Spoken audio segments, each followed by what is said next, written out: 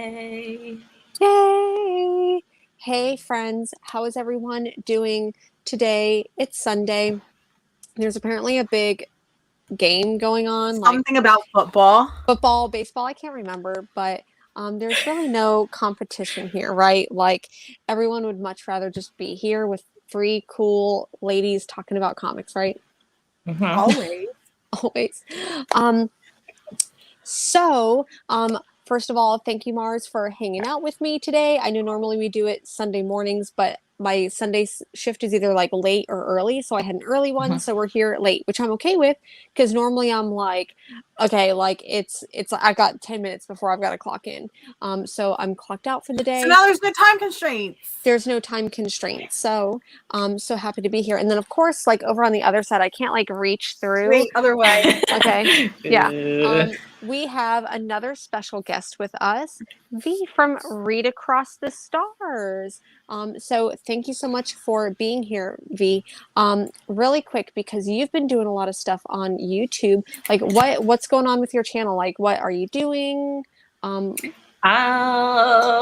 question. I don't really know what I'm doing. So when it was the Christmas break, because I had like 6 weeks off work, I just filmed a whole lot of stuff and like put it up. And then I decided I was just going to do like vlogs because I decided to do that 100 graphic novels in 90 days thing, inspired by you, Jen, because you did your 100 graphic novels in a month. Insane. How do you even do that? I read 12 books in a month and I was proud of myself. Listen, I am so like, I can't believe that I didn't know like that really inspired you. Like that was nuts for me. Like at first I'm like, I'm totally doing 100 graphic novels in 1 month. And it nearly killed me. So, but now I'm like 100 graphic novel. Like I feel like I'm struggling to do 190 days now. Yeah. Because when you said, I think you talked about, it must have been that one I did with you and Dan and like the whole gang and you, Mars, for Thanksgiving, and you're like, oh, it was a slog some days and it was tough near the end. So I was thinking like, how the hell am I supposed to get through this like shelf? Where is it? There. Like that's all shit I need to read. So I was like, what's like a good time constraint? And it worked out that if I read like one a day, I could do it in 90 days. So yeah, and then I was like, if Jen could do it in a month, I can do it in 3 months, surely. So yeah, it's still a lot for me. Like that was an extenuating circumstance because like I broke my foot and I'm like, okay, I know I'm going to be like working from home, and I kind of went crazy spending a lot of money on books, which is not out of the normal for me, as I do anyways. But like having a little bit of I think I had a week vacation and then I broke my foot. So it was like a lot of time off just sitting. So yeah. And then I also I'm doing the read along for the Diviners book series, and I have just joined Sinya's Sell Your Soul book club. So there's that. So there's like quite a lot of like stuff that I'm just like jamming in to that YouTube channel. It's so much too. Like I'm the same way where I'm like, oh, and it's like you're part of the cause to it because I'm like, I see you putting out all these videos. I see Abby putting out all these videos, and I'm like, I need to put out something. Meanwhile, I spent the whole weekend putting up 1 million shelves and taking down everything, and did not do anything for my channel. And I'm like, oh, maybe later this week. But that shelf looks amazing. Yes, thank you. Cool. It took 1 million years, and then somebody decided to take out 3 shelves at the very end, and I had to start from scratch. So, El Diablo, I'm kicking you out of the scumbag boyfriend army. It's official. Love that for you. But V, I really do love your vlogs. Not necessarily that because I love you. Like I love the energy that you bring to it and the way that you talk about these books that you pick up. But I really love your puppy. When your puppy shows up, like there's moments when I just, because I feel the same way with like my cat when they like do something and you just like, you give the look, you're like, what are you? And I'm like, I know that look. Yeah. Speaking of which, we're 4 minutes and 30 seconds into filming, and Luna has not showed up yet. He has not. He ate right before this, so he's probably like hiding somewhere. That's the mood.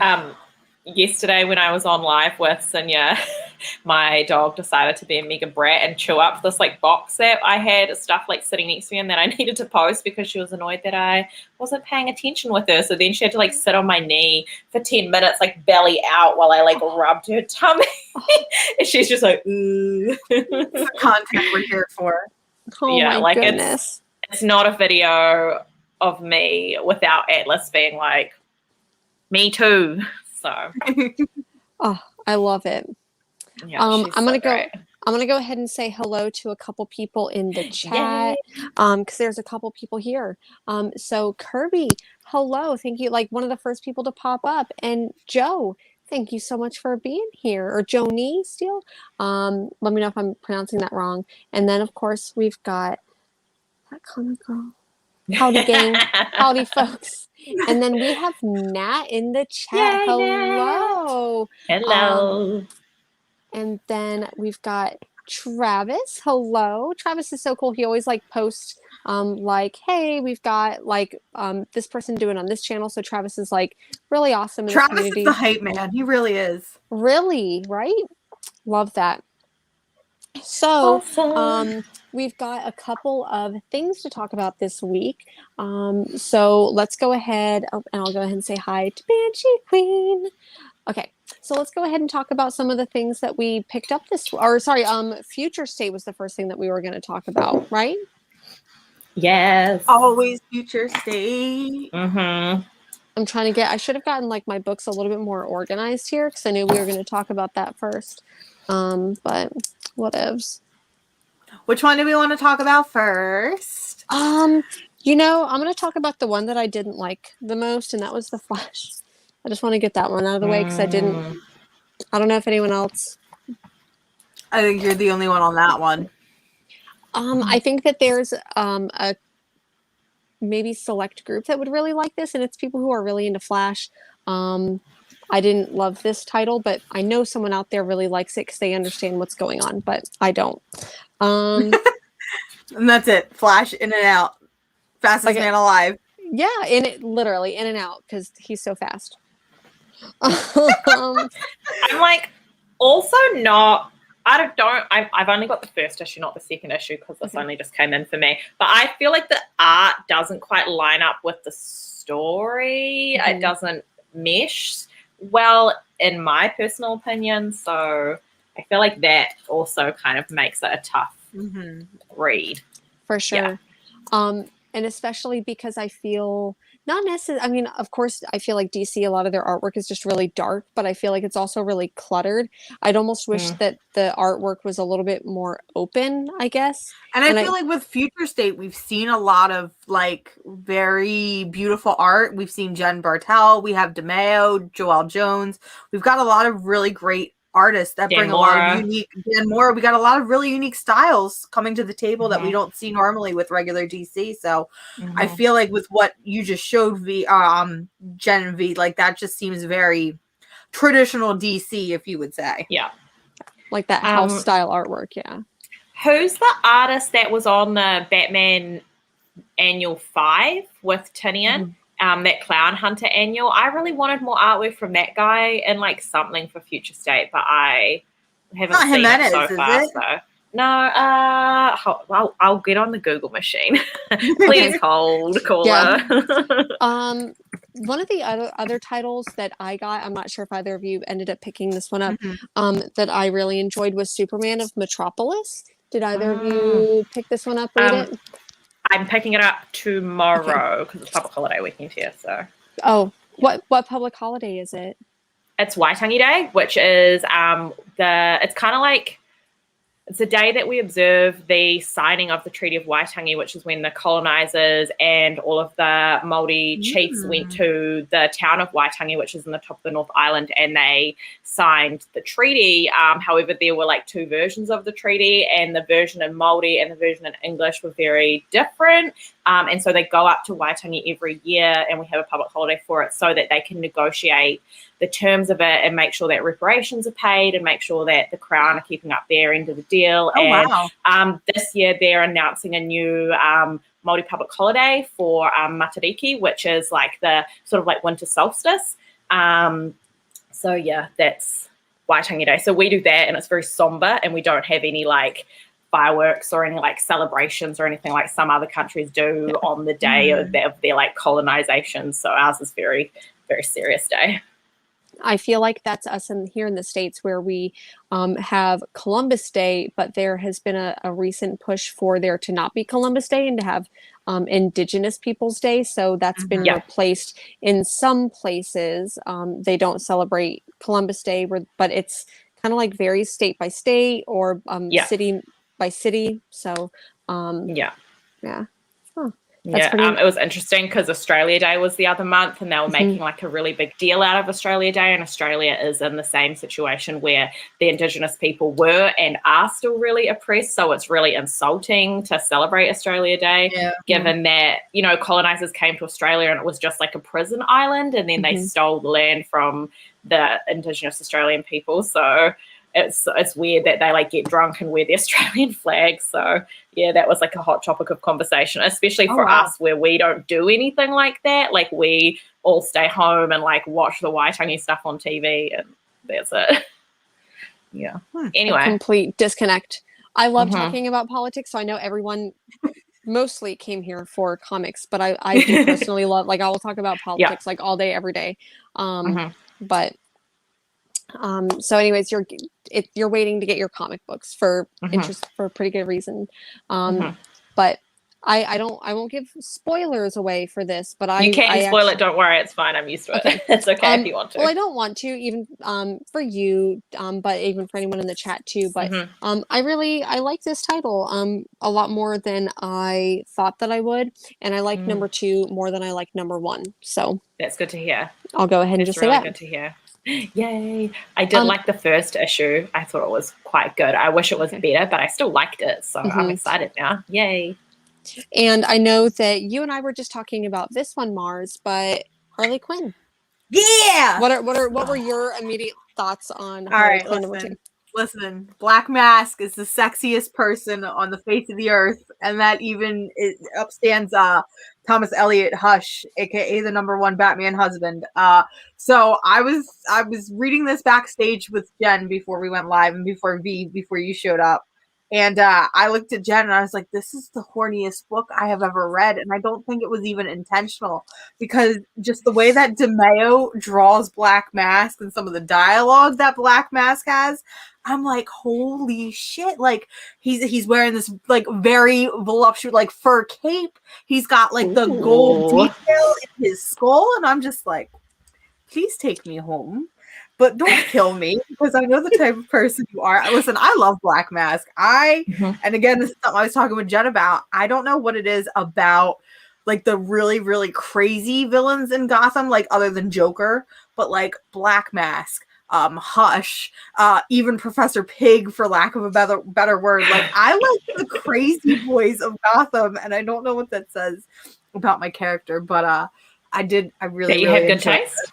I have good taste. I do. But I really, really like this. And I would like 10 more issues about Black Mask, please and thank you. Ooh. So DC, I know you're watching. So I know we were going to, we'll talk about announcements. But the next one, was there another one other than this one that I'm about to pull? I feel like there was a 5th title for a future state that I'm just like. Swamp Thing. Oh my God. How could I even like forget that one? It's probably because it's turned backwards. It's probably because it ended our friendship. It did actually end our friendship. So if anyone didn't watch Hero and the Kids show, Mars and I are no longer friends because she doesn't like Swamp Thing, and she apparently hates me. No, I never said I didn't like Swamp Thing. I said I didn't pick up issue 2 of Future State because I didn't care about issue 1.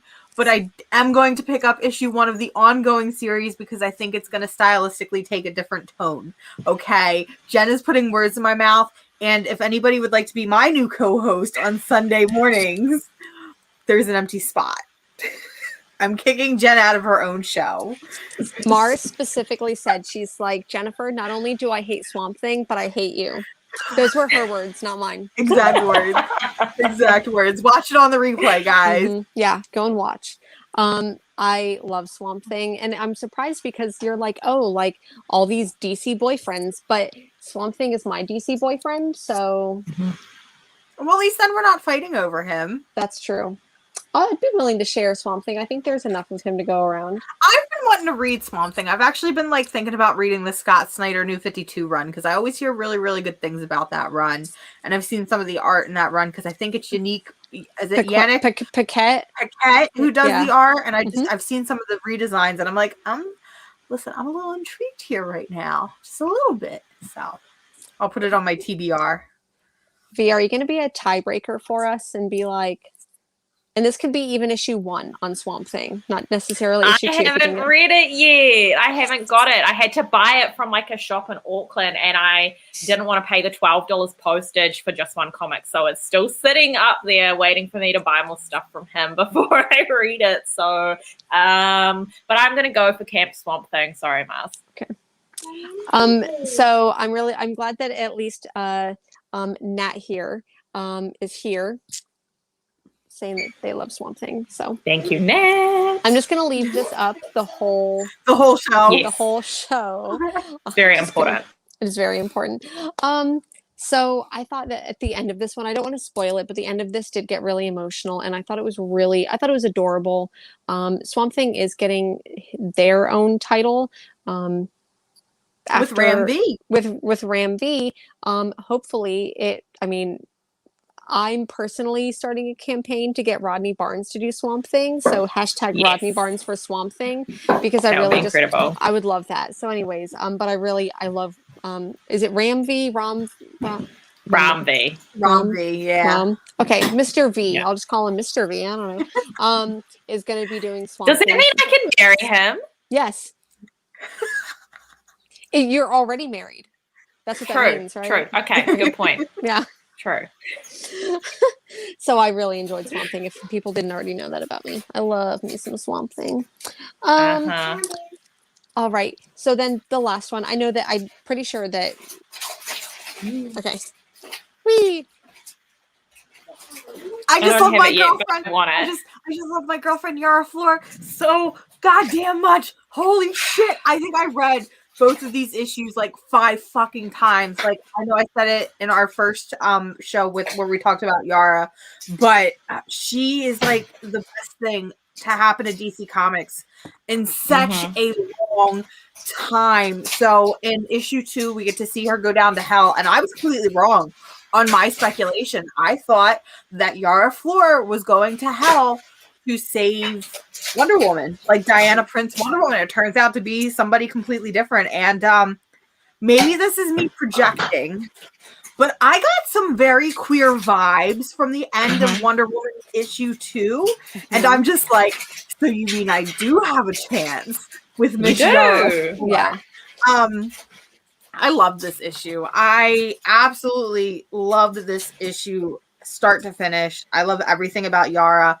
I love how, unlike Diana Prince, she feels very real and very actualized. She feels like me, whereas Diana Prince feels very like untouchable. She seems otherworldly and very godlike because she is a god. But Yara feels just like somebody who has powers and has been given this, this mantle that she has to uphold and carry.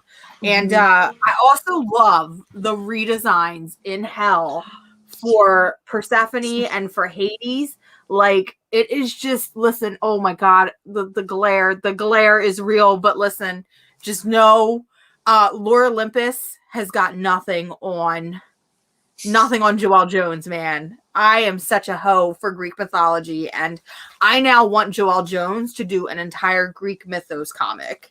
Ooh. I think that, at least reading some of the previous Wonder Woman, and I haven't read like every single Wonder Woman book, but I feel like it's been tried. Like, I feel like we always get little glimpses of the like mythology in some of the Wonder Woman, but I feel like it's only glimpses of it here and there. Like, it's not a big world. So I hope that Joelle Jones does get to do this, and we'll talk about this in a second. But the thing that I really love about Yara is that they really explore almost her gray morality. Like, they always mention she's not perfect. Don't say that she's perfect. And in that same way, and I think the reason why I love a lot of DC comics is because they're a little bit darker, they're a little bit grittier, and Wonder Woman's never been that dark and gritty character, right? Like she's like you said, that she's always perfect, she's always untouchable, she's been put on this pedestal where she's always, I think that they've never, at least from what I've seen, they've never had her stray from her moral compass. So I always think of Game of Thrones when I think about the characters that, like, all the characters are shitbag characters and they all have their flaws, but you love them. Wonder Woman isn't flawed in any type of way like that. Maybe she's put into some circumstances, but she's not morally flawed. But and here, I think that we do get to not, that we've really gotten to see that within 2 issues of this, because that's all we've got so far. But I think that we are going to get to see a morally gray Wonder Woman, which and that's the other thing that you pointed out too, the fact that it's 2 issues. 2 issues, and yet we had a solid story from start to finish that we were able, at least I was able, to connect with and, emotionalize with. And it's very hard to do that with just 2 issues, and not to say that I don't want more, but God forbid this was the only thing that we ever got from DC for Yara Flor. It felt like a complete and concise story, and I would have been not happy with it because obviously I want more, but I would have been satisfied with the story from beginning to end that we got. Yeah. So speaking of Wonder Woman, is there something going on with Wonder Woman?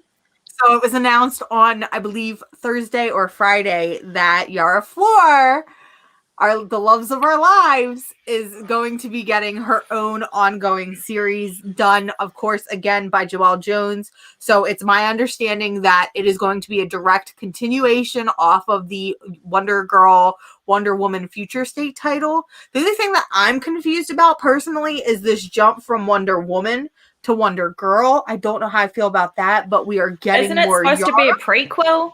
I read it as it was to be. Yeah, I read it as to be like Yara becoming Wonder Girl and then Wonder Woman. But I don't know if that's just my interpretation of it, and I read it wrong because I was too like this. That's excited. How I was. Yeah, I literally saw the announcement and I was like, I knew it was coming, but I was like, the fact that we didn't get it right after, because we got the Tim Fox. Is it Tim or Luke? Tim. Luke Fox. Luke Fox is Batwing. Okay, but the fact that we got the Tim Fox is the new Batman, we got that announcement right away, and I was like, well, where's Yara? Where's Wonder Woman? Give me more Yara. So the fact that we're finally getting it, listen, it's already on my pool list. I don't even care. I will be buying every single cover. Hear me out. Give me retailer variants. I want all of the retailer variants for Yara Flor. I will buy every single one of them. At this point, like, she is my new. I want action figures. I want statues. Give me all of the Yara, please. And is she getting her own show or show, right? There's rumors she's getting her own show. So this is what I thought was really odd, is CW signed a contract or was in talks of doing a Wonder Girl show before Future State even dropped. And I was like, we don't even know if we like her yet. But then, of course, now we love her. So I don't like that it's on the CW. But please give me more Yara. I'm not sure how you feel about Supergirl, but I really actually enjoy the Supergirl show. Like, granted, I haven't finished. It's cute. I haven't finished the whole series yet, but I thought it was halfway decent. Now, like, I love Batwoman. I hated the Batwoman show so much, and I haven't gone back for the 2nd season, even though there's a new actress. But I haven't gone back. I do want to go back to the 2nd season now that it's and she's the new Batwoman just got like a new contract, so there's going to be like and there's going to be another season or 2 of that Batwoman. So I'm excited for that. So I think I'm going to after watching the CW Supergirl show, I'm going to try to go back and watch the new Batwoman season and just forget about the 1st season, because I have hated every single other CW DC show until Supergirl. So I just think that the CW needs to let go of their rights to DC characters and let HBO Max take it, because even though Doom Patrol started out on the DC Universe app, which was the dumbest thing to exist, first off, You didn't have enough content for that. Doom Patrol might be one of my favorite comic book adaptions in terms of television. It's just so weird. A lot of people say that. It's so weird and so out there, and I haven't caught up with it yet. Like, I haven't watched season 2, but just even that first season, even though I didn't know too much going into it, I was like, I'm having a pretty good time. Like, this is weird and enjoyable, and the production quality was really, really great. So I think HBO Max just needs to take over everything. I know we're supposed to be getting a Green Lantern series on HBO Max at some point, but I want everything on HBO Max. I'm so nervous about them making a Green Lantern show. Like, it actually makes me so anxious. So, because it could be so bad. But a good budget. Yeah, it's gotta be. I don't know if it's like, if there's any plan on exactly what it's going to be. I actually really, really hope, bless you, I really hope that it's the Sojourner, the Joe Green Lantern, and from Far Sector. I really hope that they do an adaptation of that, because that series has been incredible. It'd be like a Green Lantern meets Vagrant Queen. Yes, that's a lot of what it is. That's it right there, hitting the nail on the head. Mm-hmm. I personally want to see Guy Gardner, because he's my favorite Green Lantern. Okay. And I love him. Nobody loves him, but I love him. But I'd also like to see Kyle Rayner too, because I feel like he's a character that just is really underappreciated in terms of Green Lantern lore, and I feel like he played such a big role and then was just kind of dropped. So I would like to see, just throw them all into it at this point. Just everybody, all the Green Lanterns, many of the Green Lanterns. And then that way there's something for everyone, because I think you're right. Like, everyone kind of has their Green Lantern. I feel like the same way that everyone has their own Flash, where it's like, this one is mine, like this one is mine. So I do think that if they were able to put all of them together, and that could even introduce, because I never really cared about Green Lantern until I read Far Sector. So for me, I would only watch a Green Lantern show if Joe was part of it. So, and I honestly would say, I know it's more, in my opinion, it's more, that puppy, let's just, sweet puppy. My daughter put a t-shirt on her. So... my heart.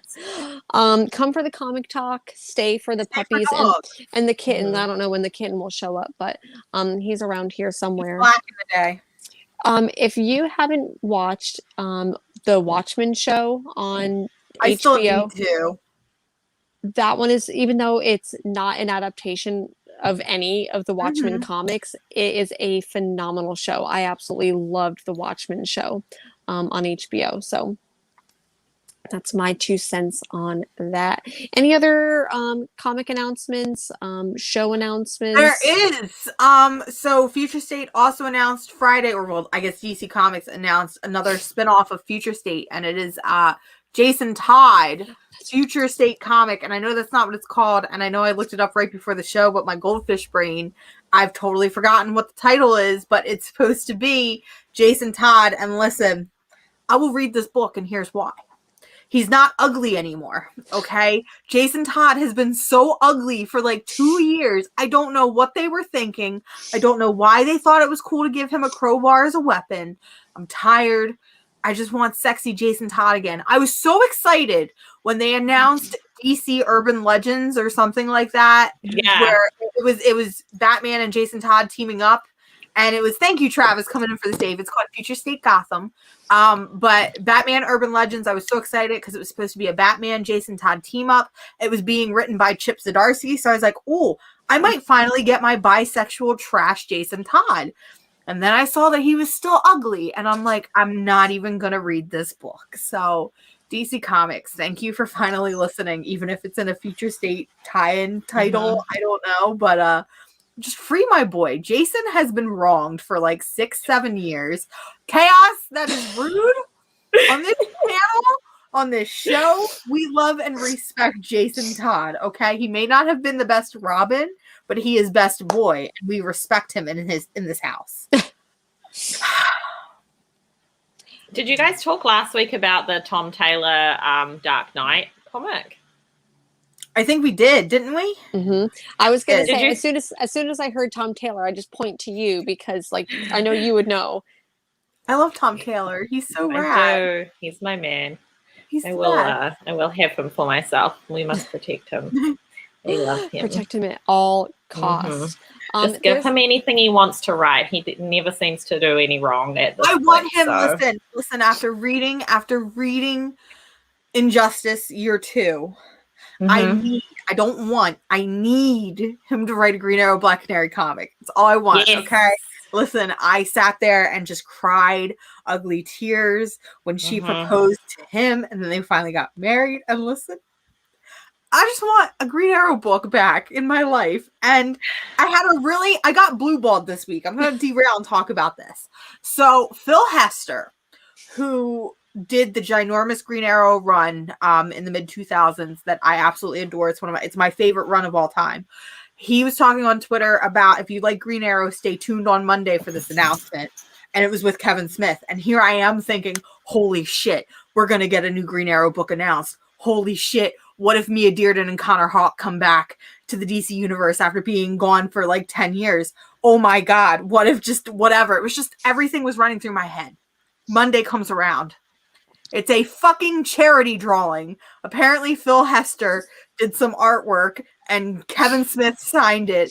And yes, it's for charity. And I understand that. I'm not saying charity's not a good cause. I was literally blue-balled because I thought I was getting a Green Arrow book again. And it turns out it was just a charity drawing that I can't even afford. So what's the point? So in other words, fuck your charity. Give our girl some comic books, okay? That's all I want. But that's everything for Future State. What else did we read this week? Should we talk about the good book or the bad book? Let's go ahead and talk about the bad book first, and then we'll go into the good ones. V, I don't know if you read it. Did you happen to read? Jen's got to find it because I bought it digitally and Comixology won't refund my money on it. Deep Beyond from Image Comics. Featuring... I have got the Peach Momoko cover coming. But Jen, why did you even buy it? You don't like Mirka Andolfo as a writer. So here's the thing, is that I got, and I... Again, can we say again? Again. And so here's the thing, is because like, even though there's a lot of comics that I just don't like, and I just need to stop giving them chances. And this one's on me. Like, fool me once, shame on you. Fool me 2, 3, 4, 5, however many fucking issues there were of Mercy, that's on me. And fool me a 6th or 7th fucking time because I bought Deep Beyond, and I was giving Mirka Andolfo a chance. And part of it was because the Peach Momoko cover. Second is because Mirka Andolfo was also writing with Brandon Goy, I think. Michael, I don't know. It was a ruse. It was all a ruse. And I gave her a chance, and I hated this book so much. I had no clue what was going on. I probably would have read it even if I wasn't reading it with a group of other people. The group with Hero and the Kid, Bearded Comic Bro, Greg, Fire Guy Ryan, and there's a link to the Hero in the Group channel as well down in the description below, as well as if anyone who's watching, there is a link to these two beautiful ladies over here. There is a link to their YouTubes down here. So check that out if you haven't done so already. But this wasn't a fun book, like, at all. It should have been. This book, listen, Jen's being too nice, as she always is. I really am. This book didn't make no fucking sense. There were time jumps everywhere. The panel layout did not make any sense. The word bubbles did not flow. When you're reading a comic, it's supposed to follow your eye line. You could not do this. You were struggling with what bubbles you should be reading first. And this book was solicited as a underwater apocalypse book. So as I said on Friday with Hero and the Kid and with Jen, I was expecting like cyberpunk Waterworld. And I was kind of like excited because post-apocalyptic books are my jam. There was like 2 or 3 pages of underwater goodness out of a like 32-page comic. And I'm like, what is actually happening?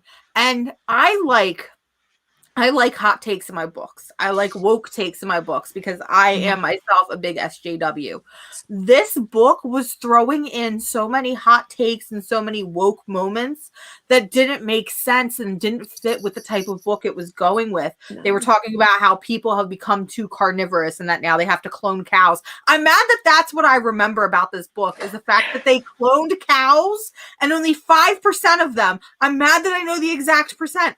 Only 5% of them have genetic defects, so they're able to clone these cows so that way they can actually eat real meat. And I'm just like, what does that have to do with underwater? Are there cows underwater? Yeah. But can't you just like eat seaweed to get enough protein if you live in a post-apocalyptic underwater world? Or couldn't you just grow soybeans? Like, why would you clone cows? Hear me out. I legitimately thought when they were saying it was like post-apocalyptic, they had to adapt to living underneath the water. I'm like, okay, cool. I'm here thinking it might be like Jar Jar Binks, Gungan City-esque type coolness. There was nothing under the water. Nothing.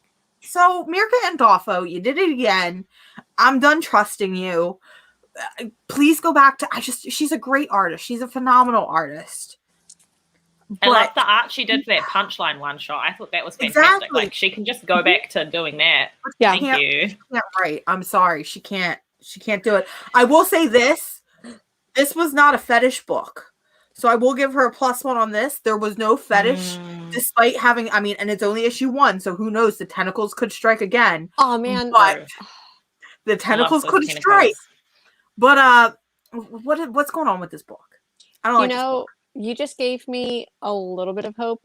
I need someone else to read this book for me and be like, Jennifer, I know you hated Deep Beyond, but like in issue 3, we get to see some tentacle porn, and I think you need to pick it up. And that's probably going to be the only way. Back in too. So that if you're telling Jennifer, tell me. Yeah. So if there's any tentacle porn that does happen, hook your girls up, let us know, because I'm not going to do what I did with Mercy, where I'm like, okay, issue 1's confusing. I don't really know what's going on. Let me just pick up issue 2 and maybe it'll make sense. And I did that. And I'm like, okay, well, I'll pick up issue 3 and maybe it'll make sense. And I'm like, well, fuck, I've already picked up the first 3 issues. I might as well pick up the next 2 or 3. And it didn't make sense. So I know some people really liked Mercy, but I just wasn't into it. So I guess maybe if you liked Mercy, you'll like Deep Beyond. But until there's tentacle porn, I'm not doing it. We need to flash up. Can you flash up Chaos's comment? Because I agree. I need to give this book a -1 because it's not a fetish book. -1. Listen, we had fetish steampunk. I don't know. I didn't read Mercy, but I'm assuming it was fetish steampunk Victorian vibes. It was in a way, even if it wasn't like boobies and sex, it was still like that Victorian steampunk. Yeah. We had the I was going to call it Animosity, but that's an actual good book. We had Unnatural. Fetish piggy wolf porn that made me feel very, very confused about my life. And then we had Unsacred, which is like fetish devil angel stuff. So I'm not saying that's bad. Fetish is not bad. You like what you like. Good. You need to make it entertaining, and you need to make it look at we always talk about Sunstone. Look at Sunstone. That is Stone. It actually makes sense. It has a good plot. It's heartwarming. It's really, really great. Chaos now wants us to talk about Luna, so let's actually talk about a good book. I was gonna say, do you want to like torture him a little bit and not talk about it since he made that Jason Todd comment? No, because I really want to talk about Luna. Okay. Well, V, did you want to? Yeah. Jen, I will. My friend Sammy actually loves Mirka and Dolfo, so I will get her input. If there is any tentacle porn, we can let you know. Okay. Yeah. Like hashtag let Jennifer know if there's tentacle porn. Yeah. And then let Mars know. Mars know. We'll send her down the telephone. Thank you. So let's go ahead and talk about a book that was very like in a weird sexually fetish type way, but in a good way. This book. I'm sorry, I just kind of exploded. My bad. I really like Luna. So Luna is Maria. We're done. This is why I can't do nightly shows. Goldfish brain popping in. Luna is by Maria Lovett. It is drawn and illustrated by her, and it has to deal with the 70s, creepy cults, and what I deem to be cosmic horror. Now, Jen, have you had a chance to reread this since we talked Friday? Nope. Okay, so I don't know how to say this lightly, but I just had some issues with having sex under the influence, and I didn't feel like full consent was given. And I feel like that's where it got a little bit cringy for me. And I did say this before. I feel like this book was just too many white people. So my only hope is that they pull like a Midsummer. And I will say that. And I've never watched. This did give me Midsummer vibes. I've never watched Midsummer though, so I have no clue. Like I know Midsummer is a thing, but I've never watched it. So you gotta watch it. No, actually, now that you say that, I'm actually surprised I didn't say anything about that Friday, because when I was reading this, I thought Midsummer. I really did. But I definitely agree with you that I think there are way too many white people in the book. I mean, I get that the line. I get that that's the 70s, but way too many white people. But Maria Lovett's art continues to be just absolutely gorgeous. She's got some really great spreads in this book that are just absolutely gorgeous, and I love a whole lot. But can I be honest with you? Like, and I put this book on my pool list, and y'all know how hard it is for me to put a book on my pool list. This is going on my pool list because I am intrigued. And that is because of this man right here. He is very sexy, very cute. I don't know who he is, but I would like to get to know him better. He's just very cute. He feels like something out of like Dragon Age or D&D, but like sexy D&D. All D&D is sexy if you do it right. I don't know, man. Do you play with my friends? Because my friends do not do sexy D&D, and maybe that's why I never want to play with them.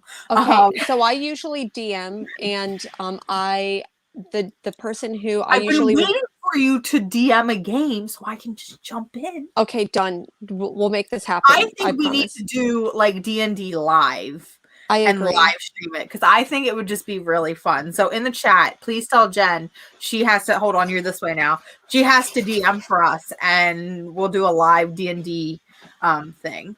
I'm trying to like poke. Chaos is being mean to me tonight, and I don't appreciate it. I'm in love with a lot of drawings. Okay, I have my expectations for men and women. Yeah. It's unrealistic. Sorry, I don't know what to tell you. It's comics. I mean, you know, for so long, like women just got drawn with like without like back. I just think about like Michael Turner and the like weird distortion, like where they don't have a spine, but they have. I don't know. So, anyways, if women could be drawn like that for years, then we can fantasize about dumb himbo men and I don't know. He is a him. I mean, he's had no dialogue.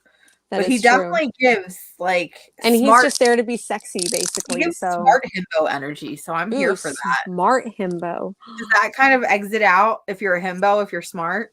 No, I don't think so. V, weigh in on himbo. Can you be a smart himbo? I'm sorry, you're chewing. I was rude. Okay. I'm eating pretzels. I'm sorry, I can't stop. No, that is okay. He does. You can definitely be a smart himbo for sure. Mm-hmm. For sure. I mean, is Dick Grayson not a smart himbo? He's sometimes smart, and he's a himbo. Mm-hmm. Oh my god, he is. Mm-hmm. He is a himbo. Oh, we should do a show on himbos one day. We should. We should rank himbos. Like Dick Grayson, himbo energy. Yes, please and thank you. Just pull this out of my pocket. Carry it around with me everywhere I go. Is that Mikkel Janin? That's Mikkel Janin, the artwork, right? Or Michael Janin? Yes, it is. Yeah, it is. Oh my god, he is one of the best thirst-trapped artists in comics. Like, I always think about that scene in Batman. I don't know which issue it is, but it's Tom King's Batman run when he's doing the pull-ups off of the side of Wayne Tower, but he's doing them in his tight-ass boxer briefs. I have never been more attracted to a man in that moment, and I'm just like, I want to frame it. Also, hi Chris, thank you for being here. I love you so much. Yay! Thank you for joining the himbo chat.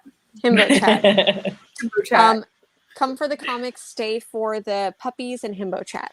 Stay for puppies and himbo chat for sure. That was all I picked up this week. Well, we talked about a couple of others on our show with Hero and the Kids. So if you want to talk about them, we can definitely do that. Did you have anything else you picked up? Or V, did you pick up anything this week that you just want to scream about? Because that's what we're here for, is screaming. Yeah, that's how I communicate. I can't even remember what I actually picked up this week because I haven't read any of it yet because I have been too busy reading the 1980s WandaVision stuff on my tablet. I can't be stopped. And we'll get to that. We have special Wanda's stuff to talk about, which I'm very excited about. But I did get some really cool mail this week as well because I had to eat my own words and start reading death metal. So I got a whole lot of the death metal tie-ins. Whoopsies. Now, how does comics work in New Zealand? Do they come out on Wednesdays or do they come out another day? Usually it's Thursdays because they have to be shipped to the state from the States to us. So the big shop puts them out on Thursdays usually. But then because I'm in a different island, they have to be shipped from the other island to me, which means I don't get them till the following Tuesday. So I'm always a week behind you guys. And sometimes Luna doesn't get their shipment on time. So sometimes for DC, it's actually 2 weeks behind. So I couldn't do that. I've always thought about how other countries get their shipments because I mean we're notorious for getting ours on Wednesdays, and it's like I always wondered just how the way the rest of the world worked, especially with like spoilers and stuff. You know, I do it. Yeah, it's not too bad because I'm still getting new stuff on it feels like the same day as everyone else. But I'm obviously actually reading a week behind. Although sometimes if it's a really big thing and I don't want spoilers, I will just read it on DC Unlimited or whatever. Yeah. Which sometimes I would do with stuff like Deceased and that when I just am shitting my pants with excitement. I'll just be like, oh well, Tom Taylor can have my money twice. It's fine. It's okay. So yeah. 100%. Yeah, the DC shipments ever since they switched to Lunar have not been fun and not been great. And it's been really hard to get trades as well because they were trying to get rid of all the trades from Diamond and then they cancelled a whole lot of orders and gave their stock to Luna, but then Luna had to stock take it and it was a big drama. So I've been waiting for trades and stuff for ever. It's just too much. I feel like it was almost the opposite here, and maybe it's just a West Coast thing, but I feel like there were 2 or 3 weeks where DC books came in early. So DC books were at the shop the week before, and they come out on Tuesdays now instead of Wednesdays, where the stuff that was supposed to be shipped on and they're available Wednesday didn't even arrive at the shop until Thursday or Friday.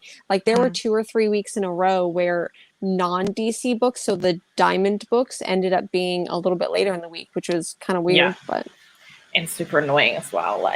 Just give us the books on one day. Why did we have to go and change the system? Well, that's because why DC decided in the middle of a pandemic to be like, hey, we're going to cut ties with Diamond. So not only is this kind of fucking up the schedule for people who are picking up the books, but then it's fucking it up for the comic book shops who now have to put in 2 separate orders and different cutoff dates. And I know that a lot of shops that I'm close with, it was they stopped carrying DC. So many shops stopped carrying DC, and it's I can't blame them because it fucked over smaller shops when they aligned themselves with Midtown. Because I mean, as much as we all love Midtown, and I'm sure we've all ordered from them, Midtown is essentially the Amazon for comics. It really is, where it's seen as the biggest competitor for local shops. So when DC, said, we're distributing essentially through Midtown, it was okay, well, I guess it's just a big fuck you to us then. And it was they tried to cover it up because they were this is basically a shell corporation, but then not only are you getting distributed by someone who's going directly with Midtown, but then there's going to be Midtown advertisements in all the books. So that just felt like a big fuck you to a lot of shops. For sure. A couple of the things that I read, I'll go ahead and pick these out because these were some of my favorites. We both read this one, right? You read Fear Case? Yes, I actually really liked Fear Case. I thought it was really, really neat, and I love hard to see. I love that cover. I just think it's really neat and really eye catching, but not. I mean, I don't know. I think it's different. I really like that. Fear Case was what I expected and wasn't what I expected. I chalked it up as a better Department of Truth is how I felt about it, because we all know I didn't really care for Department of Truth. I love Department of Truth. I think that one is really fun in a weird way. Not fun I don't know. It's weird to describe that book as fun, but yeah. And I think that with Fear Case, with only being 4 issues, I think this is going to be a really nice book for people to pick up either in single issues or in the trade. It actually might be cheaper for you to pick it up in single issues when it's all over and done with, because you're looking at about $12 for single issues versus maybe like 16, 17 for a trade, which because that one is that Dark Horse or IDW? that's what I'm trying to figure out right now, because there's not a label on the front, but I know that with Dark Horse, they just, yeah, it is Dark Horse. So Dark Horse just did a 4-issue limited run for Colonel Weird Cosmagog, and it was only 4 issues, but then the trade came out immediately, like the same week as the 4th issue, and it was $20 for the trade. And I felt bad because there were people that were like, should I wait to get the trade? And I'm like, well, if you haven't gotten up to the 3rd issue, just go ahead and get the trade. And then it was $20, and I'm like, man, I wish I would have told you to get the single issues, because that's actually cheaper and you could have been reading it sooner. But I agree, this one, I feel like it's maybe, now that you say Department of Truth, I get 100 Bullet vibes, but Okay. minus the Brian Azzarello. But I like this one. Like I'm like tempted to either throw it on my pool or just wait for a trade. But like I don't think it's going to be one where I'm going to like to read issue to issue, because of course I have goldfish brain and I'll forget what happened in issue 1 by the time issue 2 comes around. But I think once I have the full thing all together, I think I'm really, really going to enjoy it. I like some of the character dynamics here and there, and just I think it's an interesting story. So for those that don't know, real quick, just to break it down, Fear Case is like the oldest. It's the oldest open case in the FBI, supposedly, in this world. And it's the story about this briefcase, and you're supposed to give it to the person you hate the most. And if you don't give it to the person that you hate the most within 3 days of receiving it, then it goes to the person that you love the most, and something, I guess, very, very terrible happens. mm-hmm. And like, it's really, I'm really intrigued to see what this Fear Case is, whether it's magic, whether it's something otherworldly, something historical, maybe. So it's got me enough to drag me in. And it's Matt Kent, I feel like always does solid stories, like not stories that I'm like, oh, this is the best thing ever, but stories well enough that I'm like intrigued enough to read through it. Yeah. Sorry, I'm just like, that puppy belly. I just want to pet it. I want to pet that puppy belly so bad. Here, I don't know. Can I do this really quick? I'm going to see if I can slowly out. Oh, there we go. There's some puppy belly. Look at it, little Lee. There's some puppy belly. Oh my goodness. Okay. There we go. That's why we're here. That's why I'm here. Not really to talk about comics with you lovely ladies. So if I had to rate Fear Case, like I went in with 0 expectations. Like I had no clue than it was a Dark Horse #1 written by Matt Kent. And I'm like, okay, I'll pick it up. And it surprised me. I would say at least 8.5 out of 10. It was pretty damn good. I don't want to rate it like a 9 or above. I would say like 7.5 to 8, just because it's not my type of story. I'm not the type of person to get into these detective-y books. It also has black magic vibes to it a little bit. It does. So that's not my audience. I'm not a Law and Order type person, but if you're the type of person that likes cop stuff and likes, murder mystery stuff, I definitely think that, this one, because it has a little razzle dazzle of like supernaturalness to it, that I think you'll really, really enjoy. Mm-hmm. Okay, I'm going to buy it now because I just really like magic and I really liked it. So, yeah. Thank you. One of the other books, let me go ahead and talk about this one because I'll save this other one for kind of like last. But one of the other books, They Fell from the Sky by Mad Cave Studios, was so good. It was so good. It was wholesome, but I feel like it talks about, like there's moments in it where there's a racial slur that's introduced, but I think that it's done to educate and kind of show like what these kids are going through. So I thought that was, I don't want to say an interesting use of it, but I do think that it's illustrating the world that these kids live in, and that I don't know, what they go through and what they're living through and what they're surviving through. But it does go through that, and they're like a bunch of nerdy kids, which I really appreciate. And then the main kind of cover that you see here is that they discover like an alien thing. Mm-hmm. It was very much E.T. meets Paper Girls, mixed with like Paper a little Girls. mixed with like a little bit of Dry Foot. I think this is a really, really great all ages story that I feel like everybody can love, you know, and that's, we talked about this a little bit last week when we talked about Last Witch, where I really like these all ages stories that are all ages and aren't just geared towards the younger audience, but you know, maybe are a story that you can enjoy yourself or enjoy with your kid or something.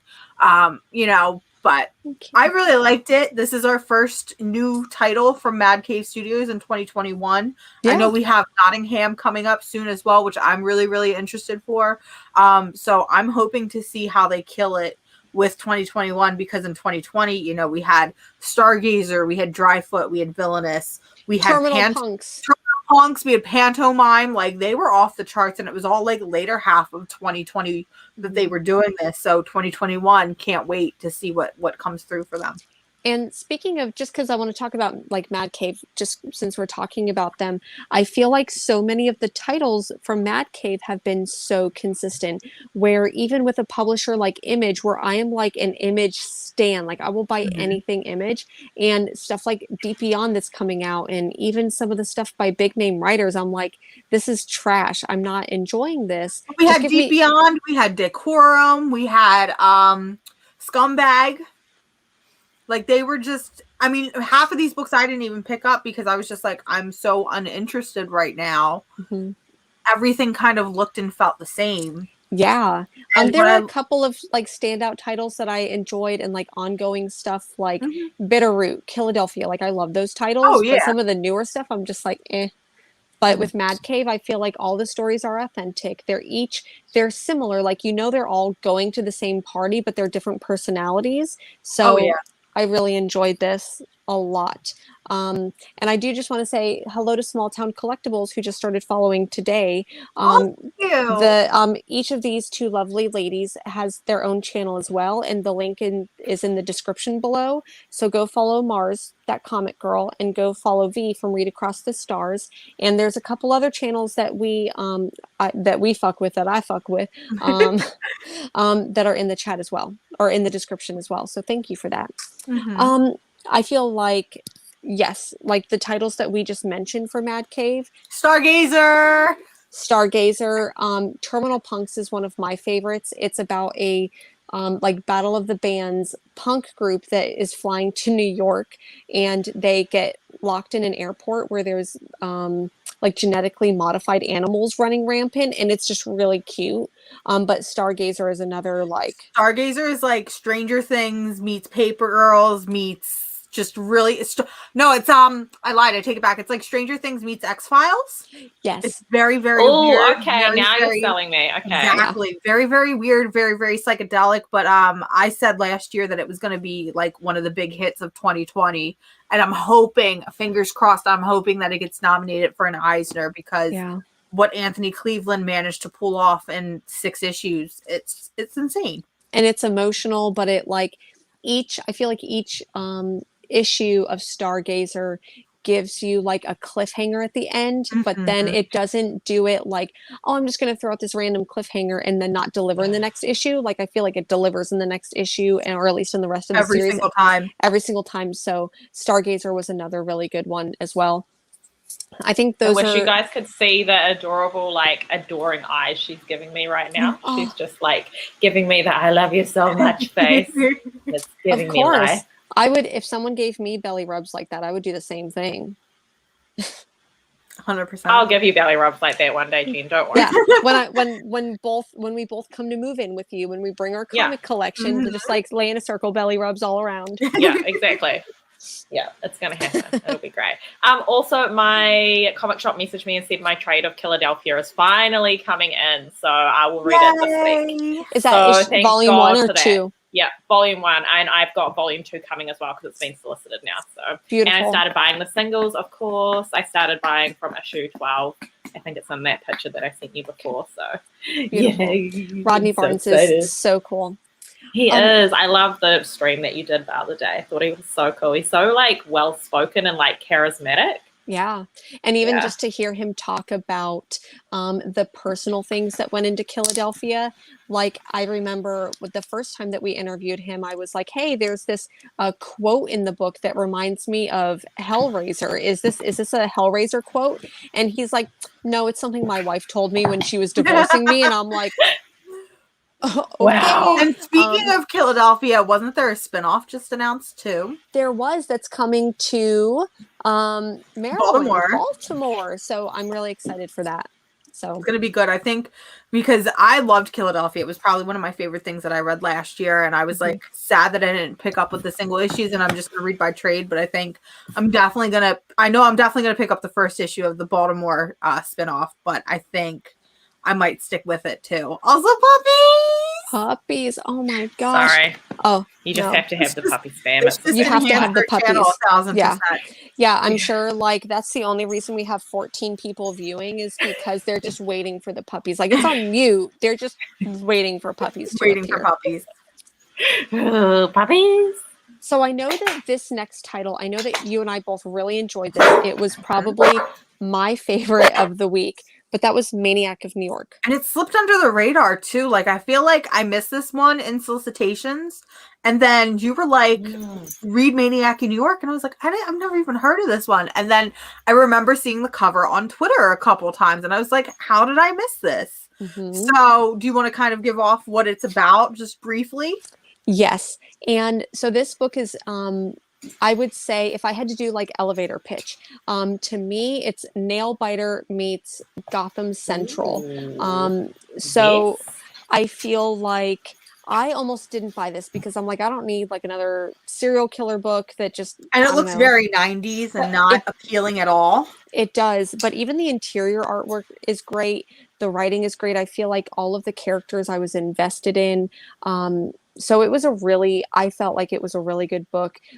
Basically what's happening is that there was a serial killer and there was this huge event. This serial killer's been around for what, like 10 years now? 10 years, has killed like 438 people or whatnot. And they've never been caught. And there's basically, I love the world building that it does because we're introduced to, yes, this happened. There's this serial killer. We've never been able to find them.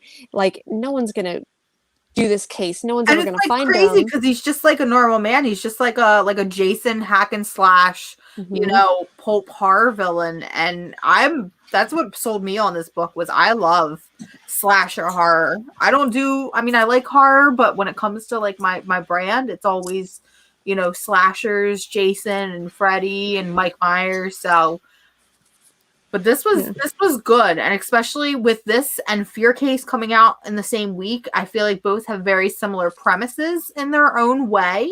Like solving a crime. Yeah, they're both like supernatural crime mysteries. I think the only thing and we talked about this a little on Friday too, the only thing I wanted more from this book is I wanted to see more slicing and dicing. I wanted more of that pulp horror feel to it, but it's definitely got an interesting premise, and I can't wait to see where this one goes. And Aftershock continues, I feel like, to kill it again and again and again. So, Chaos, I hear your point about like a $4.99 Aftershock book that are 20 pages. Like I do kind of understand that. So what I would say is that, like, if you feel that way, pick up the trade, because last year, Lonely Receiver by Aftershock was probably one of my favorite titles of the year, along with Blue and Green by Ram V was another like of my top. I know that you liked that one, V. So good. Oh yeah, it was really good. So those were some of my favorite ones. So I would say pick up the trade because that's definitely going to be worth it in my opinion. Was there any other books that came out this week that you wanted to talk about? I think that was it for me. I had a really, really small week this week, and I'm glad because I haven't had time to read anything because I've been redecorating. Which your shelves look amazing. So, did you read this one last week? I know that this was a couple weeks back now, but did you read it? Yeah. I haven't read it yet, but I'm really excited to get to it. That's probably the main one that is a recent pickup for me that I'm excited about. So I feel like that book was the the other history of the DC universe, I feel like where in the first one we get kind of introduced, this one, the second issue goes into a really personal space. So just, I would say be ready for that and be ready to really pay attention and focus when you're reading it, if that makes sense. That's why I haven't read it yet, because I need to be in the zone.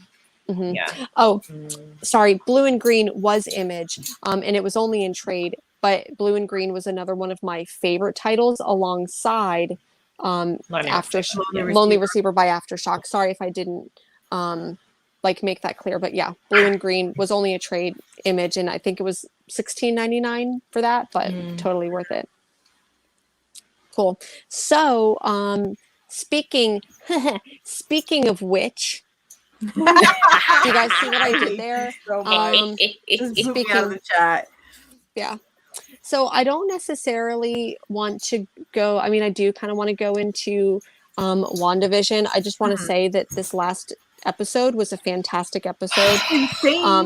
I don't want to give too much away from the episode, just other than it was really good, in case anyone hasn't had a chance. I'm actually going to rewatch all 5 episodes tonight while my husband's at work. I will say, because I feel like I can say this without spoiling it, it had probably one of my favorite lines of dialogue ever. And that is when Monica Rambeau blatantly states that Wanda Maximoff is the strongest Avenger, and that she could have clapped Thanos by herself if he didn't initiate like an airstrike raid. And I'm like, I've been preaching this for years, and people are looking at me like I'm nuts, that she could have single-handedly stopped Thanos and is stronger than Captain Marvel. And then Marvel just went and was like, yeah, she was right. And I'm like, thank you for that validation. Yeah, 100%. And I think that those are the moments that are almost missed. And Captain America and Iron Man, they do get a lot of the light, and of course they have 3 movies each, and like I'm begging for more Scarlet Witch or Black Widow, and begging for more of these characters. But I really hope, I know it's like WandaVision, but I feel like this is a lot more Wanda than it is Vision, and I'm here for it. So I will say this series, and we won't spoil because Chris, I don't know how you're doing it and waiting until the end, but it might be better to consume all in one sitting, if I'm being honest. You just have to be very careful with the internet. But when I went into this show, I was expecting it to be Tom King's Vision series. Me too.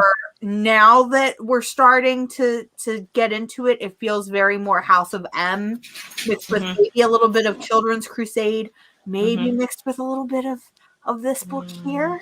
So definitely is taking a turn. That's not necessarily bad, but it's definitely different. I'm excited for them to move away from their like original, Thor, Captain America. Okay. The Avengers, the core Avengers that everyone knows. I'm excited for them to move away from that and really capitalize on like the strong female characters, which they are doing because of like what's happening and the way that people want to consume media and stuff like that. But also like I think it is a good time to do it with the opportunities on streaming and all the acting and like different types of acting and like ways that Elizabeth Olsen can act in a series, and also the exploration of Wanda's grief. Because, you leave off those 2 movies and, like, what happens, and you just kind of like, oh, well, like, Captain America's gone back in time and, like, Tony Stark's dead and we don't care about anybody else. Like, they'll be fine. It's Marvel. But to go back and actually, my dog's barking at kids, to explore someone's grief, I think is a really nuanced, like, choice to make. Yes. Man, excuse me. And I feel like this... Apparently somebody really, really agrees and really likes WandaVision. I'm surprised you're not watching the football game going on. I'm just kidding. Maybe they're doing both. Don't judge. Maybe. Is the football game over? I have no clue. No, they don't end until like 10. I had no clue who was playing until like 2 hours ago. I had to look it up. I'm like, who's playing in the Super Bowl? But care less. I don't. Nope. I'm here for comics. But I'm really glad that you guys decided to read this with me, because I obviously picked this up because of the show, and I was like, I want to read more Scarlet Witch because I've never read Scarlet Witch, And then Jen was like, "Oh well, I have it. We should read it together." And then he was like, "I want to read more Scarlet Witch." And I was like, "Well, me and Jen are reading Scarlet Witch. If you want to read it with us." So I'm really glad that I was able to get all y'all together on this hype train. So does anybody want to start with initial thoughts on Scarlet Witch? I really like that we have a different artist for every issue to go with the different tone of every issue. I thought that was a really cool choice. I like that until we get to the very bland art in about issue 3, and we're back to just boring superhero art. But I agree with you. I liked seeing every because we had Vanessa Del Rey. We had, who else was in this? I know Javier Pulido. He did the backup story. I don't know if you guys had a chance to read that or if it was included. I loved that one. Mimi, I really like that. I really want to know, maybe, sorry, you can answer this, but I want to know if this one is available as a single issue because I want this so bad. I will have to look into that for you because I will look into, I think it's a backup. It might be a backup, although it could be. I will have if to someone look has that. the hookup, I'm willing to spend that dumb bitch money. Because it was a good issue. So initial thoughts on this book. So real quick, just to run down. So this run of Scarlet Witch, at least in the first trade, felt very Scarlet Witch's John Constantine, where she's out solving like detective witchy mysteries, and magic is running rampant throughout the world, and she's tracking everything down and is, figuring out what is going on. And it takes her to Greece, it takes her to Ireland, it takes her back home. I really like this because it really tuned, and again, this is my first experience with Scarlet Witch by herself. It kind of rooted her down and made her feel like an actual witch. I felt like, as somebody who practices very, very loosely, it felt like I could break out my crystals and break out, sit at the altar with Scarlet Witch and pray and meditate and all these thoughts. And I really, really appreciated all of that. But what I personally loved about this book was issue 2. Issue 2 was my favorite because we see her meet Hecate, who is the patron goddess of witchcraft in Greek mythology. And they have this very intimate conversation where Wanda is talking about how magic has a price and magic has a curse. And she talks about her mental illness. And that was something I was thinking about the other day because I'm currently rereading some Moon Knight stuff and rereading new Moon Knight stuff. And I was like, I would really like to see a comic that plays up Scarlet Witch's mental illness because after everything she's done, obviously she's not all the way there. And I'm not saying that that's a bad thing, but as somebody who struggles with mental illness myself, I wanted to see that. And I feel like I got that very, very briefly of them talking, and for her to kind of be that open with Hecate, who is the patron goddess of witchcraft. It was emotional. I almost started crying. I almost started breaking down. And I'm like, it was a really good moment. It was good to include that. Moment, and it was great to include that. I also would like to see a team up, maybe possible romance book between Moon Knight and Scarlet Witch now, because obviously putting two people with mental illness together, nothing bad could ever happen from that. But I don't know. That was my favorite part of the book was breaking that down. And the way that you were like, I want to own that backup story. I want to own issue 2 of Scarlet Witch. And I think we definitely should talk about the backup story, I think, before we get off the topic Scarlet Witch. So that was my thoughts on the book. That was, I just like when books do that, when they kind of, I feel like mental illness is always very stigmatized and we can't talk about it, especially in comic book characters. And I like seeing my heroes. I mean, I talked about it with Wonder Woman. I like seeing heroes fail. I like seeing them struggle with everyday things that I can relate to, because obviously you always have your heroes, and you want to get to the level of your heroes and you want to be as great and as best as your heroes. But when your heroes are on that same mediocre level or even bad level as yourself, when your own hero goes through those moments, like we have a moment in the X-23 run where she struggles with self-harm and suicide, and that was something that I have and continue to struggle with. that's a moment that hits home for me. And I always associated myself with her because we both have adopted dads. We both have bad dads. You know, we always feel like we're never good enough. So when she broke down the same way that I know I've broken down, I felt like, I don't know, I felt like she was a realized character and a realized person that was touchable and attainable. So I'm going to stop now before I start crying. Well, I think what you're trying to say, what I got from that is basically that you're a superhero. Like, that's what I heard from that. Is that, Mars, you are a superhero. You know, I enjoyed how this was such a personal book, because you're right, like we do get to see a lot of her personal experiences, but it's really just Wanda against not necessarily the world, but it's Wanda against these forces. And a lot of times I feel like the big story with these big superheroes is always, these superheroes are doing it because it's the right thing to do and I want to show that I'm a hero. But in this book, like, Wanda's not showing off that she's a hero. She's just doing the right thing. She's literally like going to these places where there's tough work to do. And it's almost like she's trying to prove that she can be a good person. Exactly. Because there's a part where a guy's like, I know who you are. I know what you've done. And she's like, but that's not me anymore. And I want to prove that I can be better and that I'm here to help.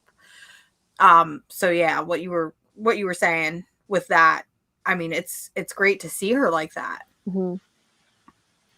They're all really important moments to have within a hero, you know, hero story, those like quiet moments and those moments of like self-actualization that are important to every person. It's always nice to have those like put into the story in a like cool way, which makes this super like nice to read. And I like she sort of got her own villain at the end of this one. I won't spoil it, but I really liked that she got her own villain. I also like that she was able to reconnect with people from her past. I personally, I know we've only read volume 1. I believe that there's 3 volumes. There is 15 issues. There's 3.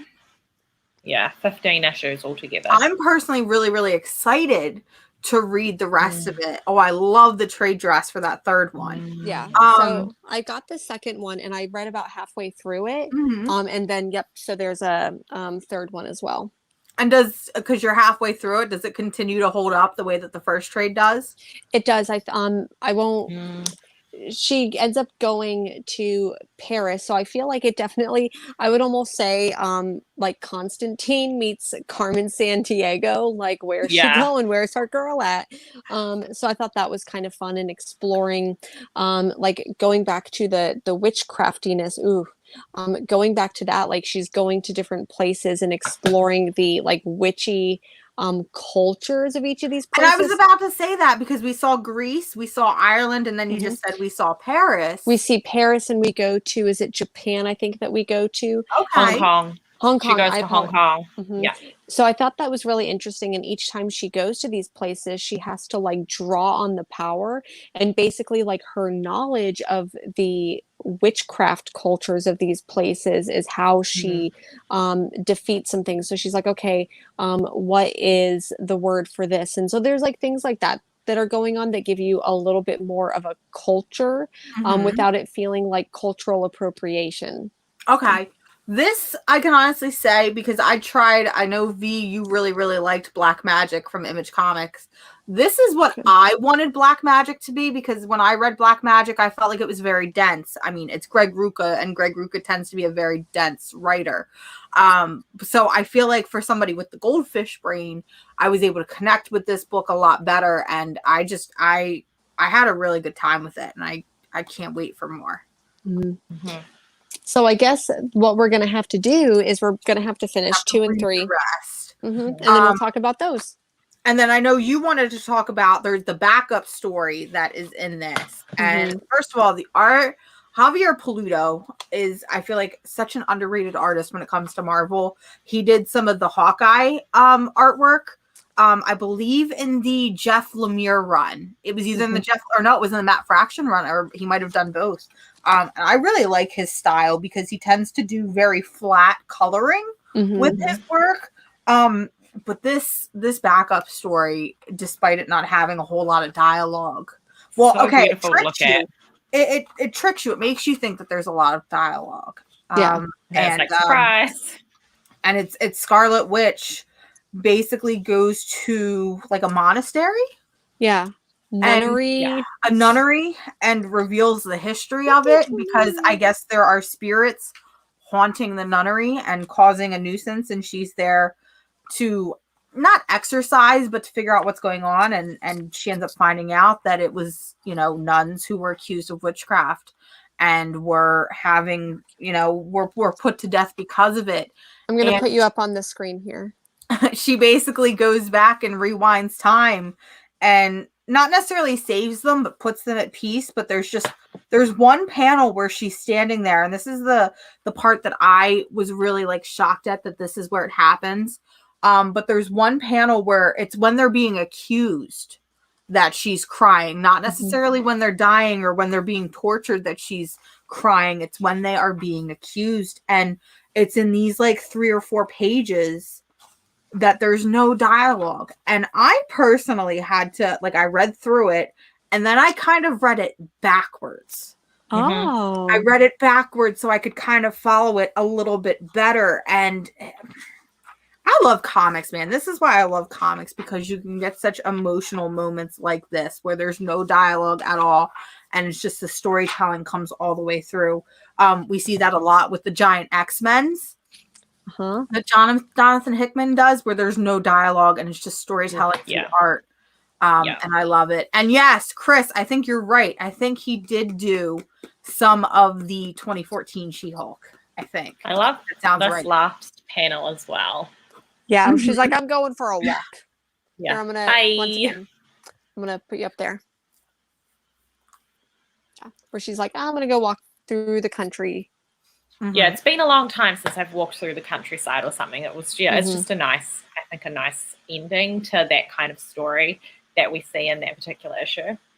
Very Zatanna of you, Maz. This book was very much, you know, aside from it being a supernatural crime solver, it was very much, I was going to say Zatanna. It was very much Wanda Maximoff finding herself and connecting with herself again. Also, really, yes, that She-Hulk run is so good. I want to go ahead and say, I believe in the description below, Dee is a phenomenal person. And yes, there is a link to Dee's channel below. So go, if you, I don't want to say like, if you enjoy this, you'd enjoy that, but like definitely go and follow Dee from FTO Nerd Talks, because Dee is amazing. So we've both been on his podcast, I think, Jen, and talked comics with Dee, which is just so much fun. He's so good to chat to. So he's listening to the Diviners audiobook at the moment, I believe, because of me and Sinya. So that's really cool as well. Really awesome. I'm very proud. Aww. Yeah. So I feel like for this, I don't feel like this is like you have to read this in order to understand what's going on with WandaVision, but I feel like it gives you so much of an insight into the character and who she is. Like, I don't think it's like great starting point. Yeah, like I don't think it's like read this to know what's going on in WandaVision, because you don't. But I feel like in order to get maybe where Wanda's coming from, and there's so many moments between her and Agatha Harkness in here, and especially this one too. So I think that if you want to maybe know spoilers for what's coming from another character in here, read this, because I think that we're going to get more Agatha Harkness in the show. But I think even so, it's just like we were saying, it's such a great jumping on point, because I feel like a lot of us know who Scarlet Witch is, but I feel like every time you look at like a Scarlet Witch recommended reading, it's a huge event. Like it's a massive like event. I mean, Children's Crusade, House of M, these are big, massive powerhouse stories with a bunch of characters thrown in and Wanda just at the center that can feel overwhelming. Whereas this is her on her own journey, doing her own thing, and that's it. Yep. 100% It's an interesting read next to the like 1985 Wanda and Vision series, because I have been reading that as well, that 12-issue series. And it's interesting to see how a character progresses from decade to decade, because like in you know, that 80s series, she's so like wacky. And then in this series, you know, it's the more like noir, like self-actualized, like all that kind of stuff. So it is really cool juxtaposition, I think. But in both have good points as to what could be or what is giving inspiration to the WandaVision show, I feel. So yeah, I think they're definitely worth reading. 100%. Like, get them on your Kindle and just give it a go. So yeah. Like I said, I'd really love to. I'm definitely going to read. Like I'm already halfway through this one, and then I know as soon as I'm finished, I'm probably going to do this one as well. So we'll hopefully be able to talk about that on a later episode, maybe next week or maybe next month or something like that. When I don't know. By the time next month rolls around, WandaVision the show will be over. So maybe we can do like like Scarlet Witch. Yeah. I'm here for it, especially. We could also read Vision again. We could talk Vision and Scarlet Witch together. Wink, wink, nudge, nudge. Because I have not read Vision since Vision is actually what segued me getting into Marvel again.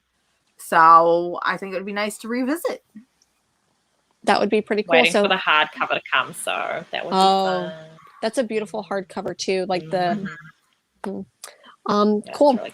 Is there anything else that you ladies want to talk about? Anything anyone in the chat wants us to talk about? I mean, like I could go on about like my love. I was gonna say I know V has pickups. I have library pickups. How much dumb bitch money did you spend this week, Jen? We don't know that is a personal question between me and the like 2 comic book stores that I visit, 3 comic book stores. I'm just kidding. It was a lot, but I feel like I went over most of it because I did just get some like random stuff. One thing before you two go on, because you probably have a lot funner stuff to do. I did get this in the mail, and it's Insider Art. It's a book that was put together by Shelley Bond. So during the beginning of the quarantine, there were a whole bunch of lady type artists, lady and non-binary artists and writers who got together and did little stories about being inside and being quarantined and things that they're learning. So it was a Kickstarter, but I do believe that it's available now. And there was a cute little thing, and there's a whole bunch of cats. So I thought that was really cute. Insider Art. So that was, and then really the only other thing, because I kept seeing it advertised, it looked really cute. Flash Facts. Yeah. Which is just like cute little science facts put together by Mayim Balik. So I think I've got that coming for my daughter. All right. V, do you want to go? Because it looks like you have your stacks. She's got lots of stuff she's very excited stacks on about. Stacks on stacks. So because it's a public holiday weekend, I've had 4 days off in a row. And so I wanted to go, it's like in maybe like 45-minute drive to this like funny little rural town up north. I wanted to go up to this shop that's called Trash Converters, because I went there with my husband a couple of weeks ago, or maybe a couple of months back, I don't know. And he took me there as like a joke, like, because he knew it would make me mad, because the guy that owns it is like a mega fascist, and he has heaps of like Nazi memorabilia for sale in there, which is like horrific. But when we went in, but when we went in there, my eye just immediately went to like the back, and he had a room full of like early 2000s Star Wars toys, and then all of these like 80s comics. So I was like, I mean, I would like to burn the Nazi memorabilia, but I'm just going to look at the comics instead. So I was kind of mad that I bought them from this guy, and then went back and got some more. You're giving them a better home. You exactly. I had to rescue them. I had to save them. And so I got this issue of Titans, or Teen Titans, which I thought was cool because it's got like the Starfire wedding, like. So that was really cool. I love old Teen Titans with like the George Perez style and just how flamboyant everybody looked. Yes, I got this sexy cover of Magneto. I love me some Magneto. Yeah, he's so hot. Like my other boyfriend. Hot. I got this one of the Defenders because it has Wanda and Vision on it. So I thought that was really cool and like zany looking. Oh, don't slide off my table. This one of Defenders as well because more Wanda and Vision. Why is Vision laying so sexy? I know. I was like, dude. And then these are all ones that I got because Gambit and Rogue are on them. So So we know that I love Gambit and we know that I love Rogue. So yeah, I got these. It's funny because I posted that reel and then my comic shop commented on it and I was like, I know I should have like paid you this money, but also I had to rescue these comics. And he was like completely reasonable and come on, cut it out. What are you doing? This is a really cool cover of Rogue. I felt like I'm like, yes, smash that man. Smash him. So that was really cool. This one, which has both my babies on it. Having a moment, and also Bishop, who I love. Oh, we love Bishop. We love him. I just thought it was so cool. It was like Gambit versus Bishop, so I was like, I need it. And then this one, which is like a grail for me. I had this on my eBay watch list for ages. He is a little like janky up the top from being like shoved in this horrible like shelving unit, but still, it was so cheap. So that to is get one it of and my not have to pay the eBay price. Like, it's one of my favorite X-Men covers. I was so thankful I found it in a 25-cent bin when I first started collecting. And then I got it signed by Chris Claremont when I first started going to conventions. And amazing. I remember I was so happy to get it signed because I knew he created Rogue. He didn't write that issue, but I was like, I'm going to get it signed. And I got him into a 20-minute rant about how much he hates what people have done to Rogue and how that's not his kid anymore. Was he getting at the movies? And I'm like, I didn't mean to do this. I just want you to sign the book. I'm so sorry to have brought up all this trauma. I'm sorry to have brought it up. Trauma. That's so funny. But apparently Chris Claremont hates what people have done to Rogue in the comics and in the movies. And I'm just like, I'm sorry. Yeah, Rogue in the movies especially is like a completely different character. It makes me so mad because Anna Paquin can do the perfect Southern accent and they don't let her do it. And I'm like, what's the point? Is this a safe place? Can I give one of my unpopular opinions? It all depends. What is it? Okay, so maybe this is going to be our moment where it ends our friendship, but Rogue and Gambit are like my two least favorite X people. But they're Can you agree? They're cute? No, they do nothing for me. They do nothing for me. Nope. All right, sorry. I'm out. Give me like give me like big thick Magneto and like I don't know. I'm sorry. I don't like Gambit or Rogue. Thick Magneto, thick Wolverine. Do you know what does it for me with Gambit is the weird black eyes. I'm like, devil eyes. The evil eyes. It's because he looks like a demon. It's because he's got like a monster demon inside of him. Yeah, exactly. So I'm like, that's what sends me, honestly. I think one of the reasons why I just don't like Gambit is because everyone thinks he's the coolest. And I think Jubilee is so underrated and her powers are so much cooler than he is. Like he basically is just like, here's some cards. And I'm just like, I fucking hate it. Because I think Jubilee deserves a lot more credit than he does. Jubilee needs way more credit. Oh my God. She does. Did you end up getting that Ryan Gonzalez Jubilee print? It's so cute. Which one? Loved it. I think I sent you it on Instagram, maybe. I'll send it to you again. It's so cute, honestly. I don't think that I did because I got that there was like another print there that was sold out and I'm just like, fuck. So I'll have to look again and see because I love me some Jubilee. She's so fantastic. Mars, did you get anything fun that you want to show? I did. I got another library stack despite not finish. I didn't even. Okay, so Scarlet Witch was like the only thing from that massive library stack I got last week that I've read, and then I picked up all these. So I thought I would talk about it. So kept going with big old manga. So I got Lone Wolf and Cub volume. Actually, no, this is the omnibus. First off, this is huge. I'm going to die. This is like my aesthetic because it feels like very Mandalorian vibes to me, where it's just this guy and his kid and he gets to protect him. So I'm like, all right, I'm here for that. Speaking of aesthetics, I picked up Spy Family, which just seems like really cute, quirky, fun. It's literally about a family who's a spy family, and this guy who hates people has to go undercover and get a wife and a child, and it may or may not be the trope of found father and daughter trope that I'm obsessed with. So I was reading this last night and I'm already like in love with it. Like it's my favorite thing in the whole wide world, and I'm actually really surprised that this has not been animated yet. So I'm hoping that it gets animated, and I'm not even through all of volume 1. I picked up Goodnight Pun Pun Poon Poon because I read this a couple years ago and was absolutely obsessed with it. Jen, if you have not read this, you need to read this. It is really dark and really creepy and breaks the boundaries of what manga is supposed to be. So it's about this guy and he's this like little weird bird dude, but everybody else is normal. What's that one called again? You said I need it. So it's dark, creepy. I need to read it. Goodnight Poon Poon. And Goodnight Poon Poon. He's like just this little bird boy. It will destroy your life though. So sorry about that. It gets really depressing really quick, but manga will break your heart, I guess. Manga will break your heart. It's very good, very dark. And then Chris was outing me in the chat because I recently read Ultimate Daredevil and Elektra because of him. Became absolutely obsessed. Decided I am now a stan for Elektra and Daredevil, and I bought a bunch of covers because I'm just thirsty as hell and I needed more Elektra.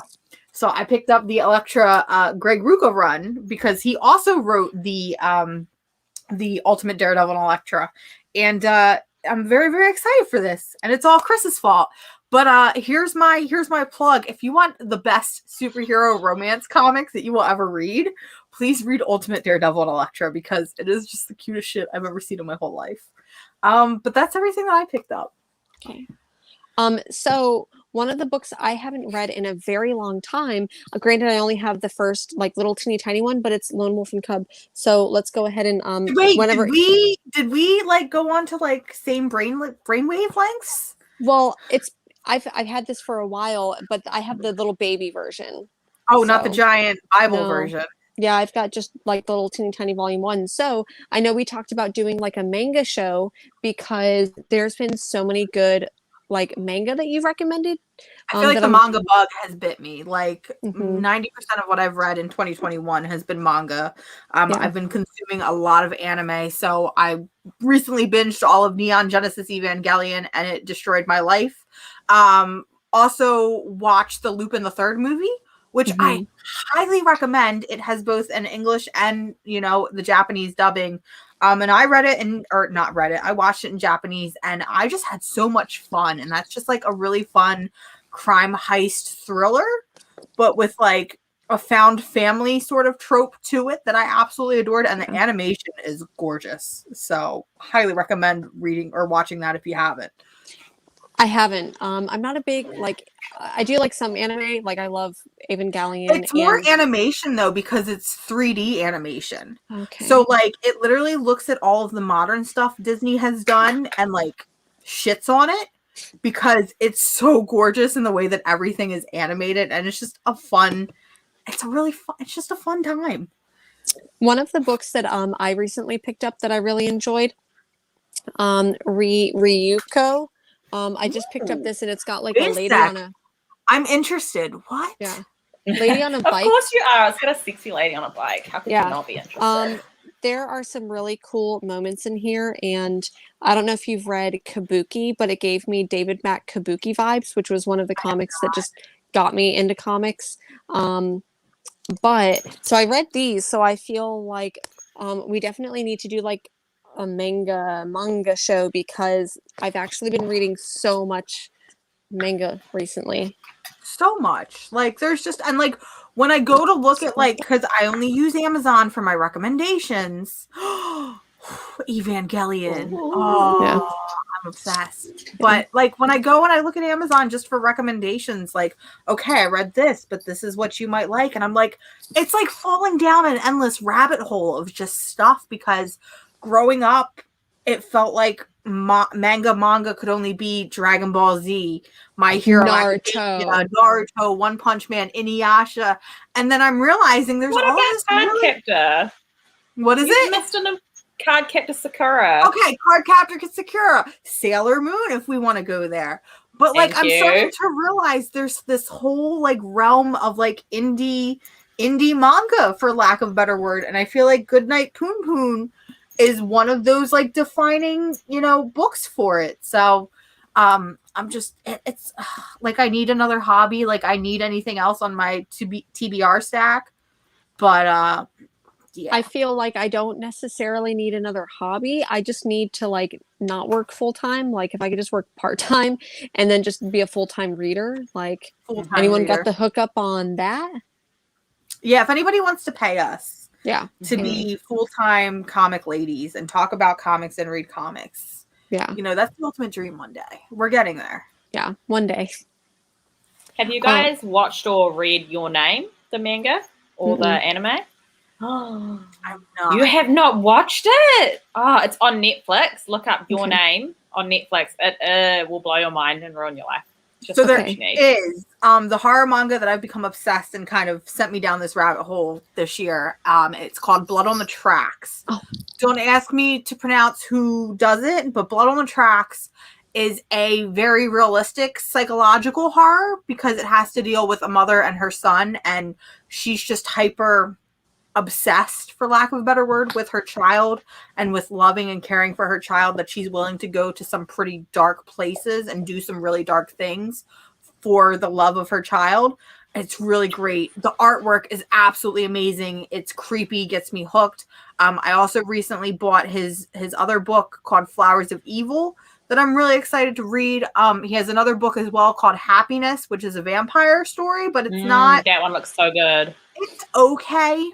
The first volume was kind of like, I'm interested, but not interested enough to pick up volume 2. Whereas Blood on the Tracks, literally, I bought volume 1, bought volume 2 and 3, and then realized I need to go to the bookstore and buy volume 4. Now I have to wait for March for volume 5. So if anybody wants to get caught up on Blood on the Tracks, now is a very good time to do it.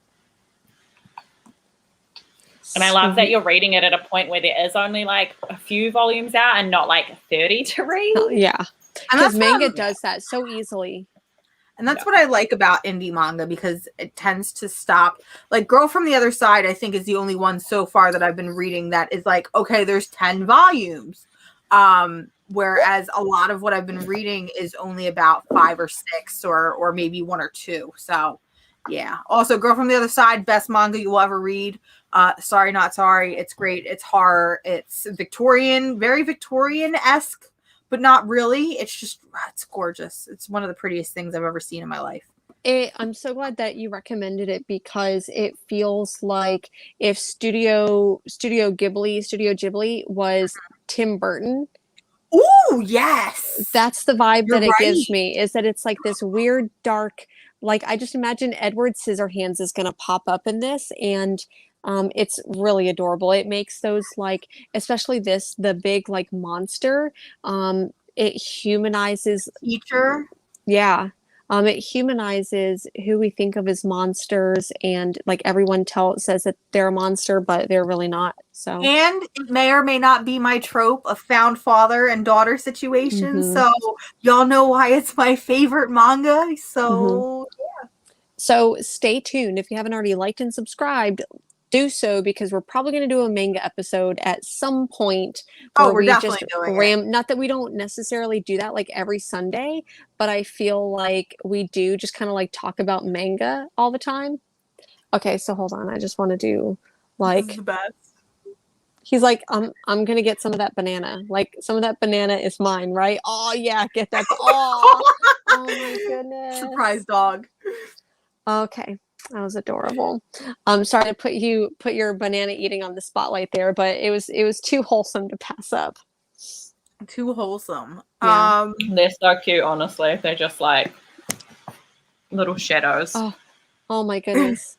Mm-hmm. So did you pick up anything else, or was that everything that you picked up? Me? I picked up a ton of stuff. Oh Lord. Let me just go ahead and organize my stuff. Some of this may be every week I feel like 1 week she's gonna have like 3 books that she bought, and every week it feels like it just gets bigger and bigger and bigger. It really does. And so I have a couple of long boxes, and I'm like, let me just go ahead and go through the long boxes. And I found my I'm going to tilt this up really quick. I found from my collection a couple of first appearances that I have, just kind of random. I don't know if you can see up here. Here, let me just pull them down, and that'll maybe be a little bit easier. Hold on. She found some insane stuff. Like she texted me and was like, "Look what I found," and I'm like, "You just had them in a box? How?" Like, it's magical. It's mystical. It's comics. I also noticed that you have not yet murdered Dan for sending you the first appearance of Dr. Aphra, so good on you for holding back on that. He's still alive for now. But I was going He texted me and he was like, "I'm going to make Jen's brain explode." And I was like, "What?" And he's like, "I sent her the first appearance of Dr. Aphra." And I was like, "Oh, yeah. Wow." So I'm probably, because I'm actually really inspired by, you did a video, Mars, of like the first in your collection, you did some first appearances, and so I'm like, okay, let me just go through and find some of the things. So one of the ones that I found was this one, Amazing Fantasy, with Aranya. It's her first appearance. And then I do have I actually have two of these, and one of them I bought for $4. One of them I bought for $1. And it's the first Moon Girl and Devil Dinosaur. Cute. And then this one is, I knew I had this one, but I had to find it. So I do have Edge of Spider-Verse. Yes. Oh, love Spider-Man Noir. He's so cool. He is. And then I have this one. Yes. So it's still actually relatively in like a good condition. So I'm hoping, like, I'm just looking at the corners. I kind of want to go and get this graded because I think it's like a $500 book graded. Oh, it is. Yeah, it is. I think I have a 4th and or a 5th printing. Mm-hmm. And I'm like, I can't believe that book went to as many. I mean, I understand why it did, but the fact that it did go to that many printings, I think it's just insane. Yeah. Sorry for same with Kamala Khan's book. That went for like 6 printings, I think. The Miss Marvel. I was just looking for her. Technically, her first appearance is in Captain Marvel 14, which is like $1,000. Yeah, like $600 to $1,000 for that appearance. Yeah. So and then this was the book that Dan sent me. And I was like, because there was one comic that I'm like, oh, like I didn't end up getting this week. And, but anyways, he was like, yeah, there's a book that I think that I really want to sell because it's really getting to like a place where I could sell it. And I'm like, dude, if it's Darth Vader #3, like I will buy it from you. So he sent it, but I did, I sent him a gift and I have a couple like other things that I want to send to him. But first appearance of Dr. Aphra, because I love Dr. Aphra so much. So those were a couple of first like appearances in the collection that I found. But I did pick up I actually like, I'm going through my collection right now and I've been thinking about really slimming down my collection and just selling a lot of the stuff. Like since I have 2 of Moon Girl, I'll probably sell one, and I'm probably going to just sell a lot of it and try to buy Swamp Thing, House of Secrets 92, and just bite the bullet and spend like $1,000 and just sell a whole bunch of stuff. And that's like my next. That's your grail. That's like my next thing. But speaking of which, because I did pick up a lot of stuff from the store. So we got this last week a chance to talk to David Booher, and I ended up picking up a second one of the this cover of Canto #1, which was like $4, and this is a like $100 book, so that just blew my mind that it was just sitting there. And then I did pick up the first couple of this. Put those there. Hi, bearded comic bro. Hello. Hi. In the Speaking chat. of which, Greg was me and Greg are now best friends. Okay, yeah. I have never connected with a human being about comics. Yeah. I mean, other than Jen, of course, since Greg, and we just have the same hot takes and the same humor. And man, it was great hanging out with you, dude. Yeah, it was a lot of fun. Hopefully, you'll be able to join us again. But for the time being, even though you don't love Swamp Thing, you're still allowed here. Okay. I did pick up. I'm just going to go through some of these really quick because I did pick up Black Knight and read it. It was good. I picked up Man Bat, which wasn't horrible. It's #1 from this last week. Tartarus #9, which I love Tartarus. Engine Ward, number 7. Or those covers are so cool. They are really interesting, and this is another one of those surprising vault pickups. I did pick up Star Wars High Republic number 2. Yeah. I wish that I could have gotten more of the variant covers, but if I can just pick up one, I'm happy. I did pick up 2 of those. I got the Stephanie Hans variant. My shop didn't get it, and I'm so pissed because that's all I wanted. Yeah. I also got the 2 other variants for it as well, but I don't have the main cover because I gave it to my brother. Oh, well, I mean, if you have the variants, and those are some sweet. Some super cool ones. I did also find the all new Captain America. Ooh. I thought that was really a cool variant. Cool. Return of the Valkyries, King and Black. I still haven't read that yet. I need to finish it. Yeah. It was pretty good. And then Marauders, the King and Black tie-in was actually pretty fun because it's Katie and they're fighting dragons in the sky, spaceship. So fun there. Far Sector. Oh, that's such a nice cover. I did get this Chain to the Grave. I don't know if either of you picked this one up this week. I looked at it and I flipped through it and I was like, it's just not one that catches my fancy. I was able to pick up these second printings and get these covers for some of the future state titles. I've got those coming this week. Yes, I did. So pretty. I did pre-order the Wonder Woman. They did get in the Harley Quinn, and I'm torn if I want to get it because I don't really like Harley, but it's pink and it's cute. And isn't it Liana? It almost looks like a Liana Kangas cover. Oh yeah, I totally see that now. Which Liana Kangas does have a Kickstarter going out. I know Andrew from Comic Book Campaign is really tied into that. And speaking of him, I actually, because I didn't get it from the shop, I have the Swamp Thing second printing coming from him. I don't know if I picked up another copy of that or if it was just in my pile. And then of course Department of Truth because I missed out on it last week. And then Strange Academy, I got the variant cover, I think C or D. I did pick up Amazing Spider-Man. I'm getting it this week too. So pretty.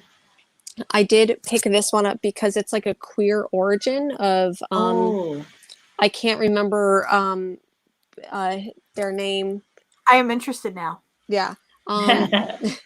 So I decided to pick that up. And so speaking of my love for Swamp Thing, I was able to pick this one up. It's not a very good copy, but it is Swamp Thing number 1. That's cool. Yeah. So not House of Secrets, but I'll take it because my boyfriend's Swamp Thing. So that was pretty much all my pickups. I think I picked up the trade of A Girl Walks Home Alone at Night, and that was one of the other. I need to get that. And it's only $10, and it just collects the 2 issues that it came out. But it's such a good story that I would recommend it. It's a very quick read. I did get some other cool stuff this week. If you want to show us, yes. I will just boot this little furry baby off my knee. No.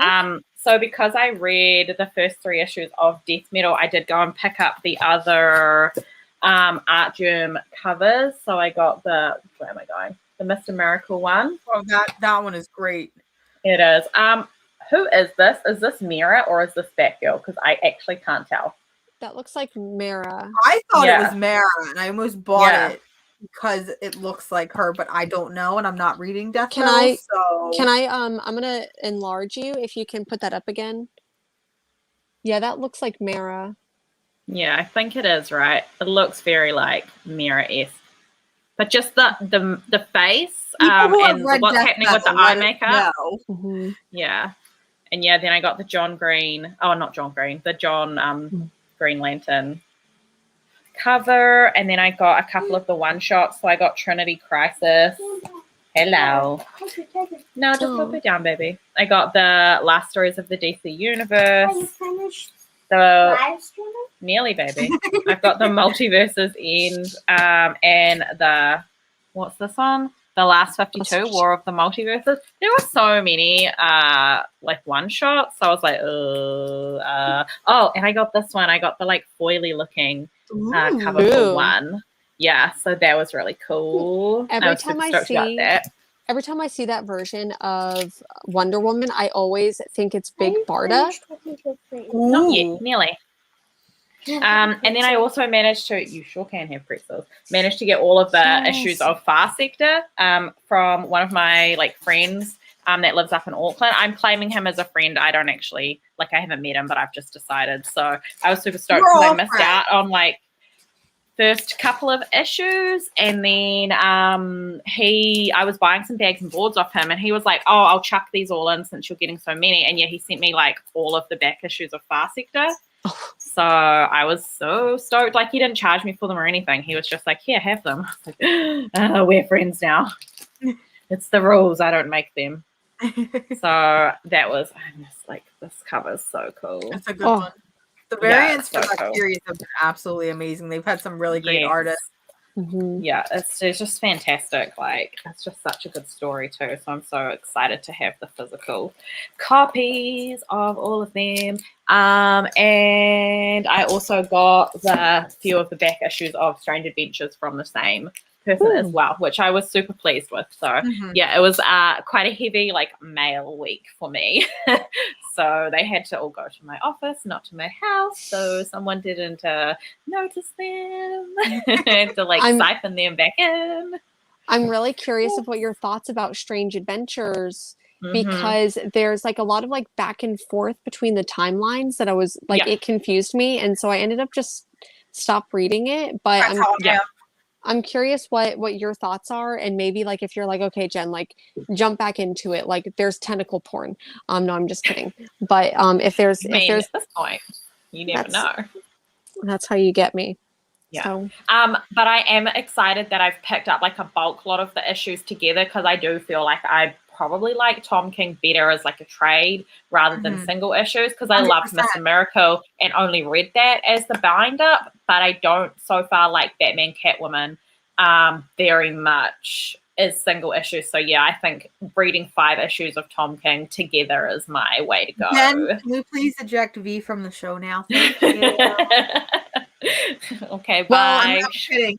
Issue 2 wasn't that great, and I'm with you where I feel like overall he just reads better in a trade format, whereas single issues it can be a little, because he thinks such big brain that I feel like he has to be read all at once. Yeah, exactly. So like I'm still going to get Batman Catwoman, but yeah, up until maybe I've got like issue number 6 in hand, I'm probably not going to read it again until then. Yeah, so true. That's it. Yes, a lot of mail for me.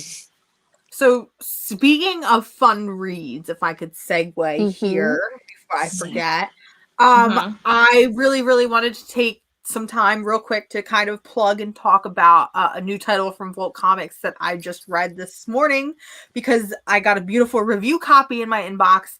I recently just read Witchblood, which is a new series from Volt Comics. It has Matthew Ernham and Lisa Sturl doing the art, and when I tell you that this is a good book, this is a very, very good book. So I'm trying to describe Witchblood as basically From Dusk Till Dawn meets the Birds of Prey movie and is blended together. The art style in this book is absolutely gorgeous. We've got a wide range of colors and character designs.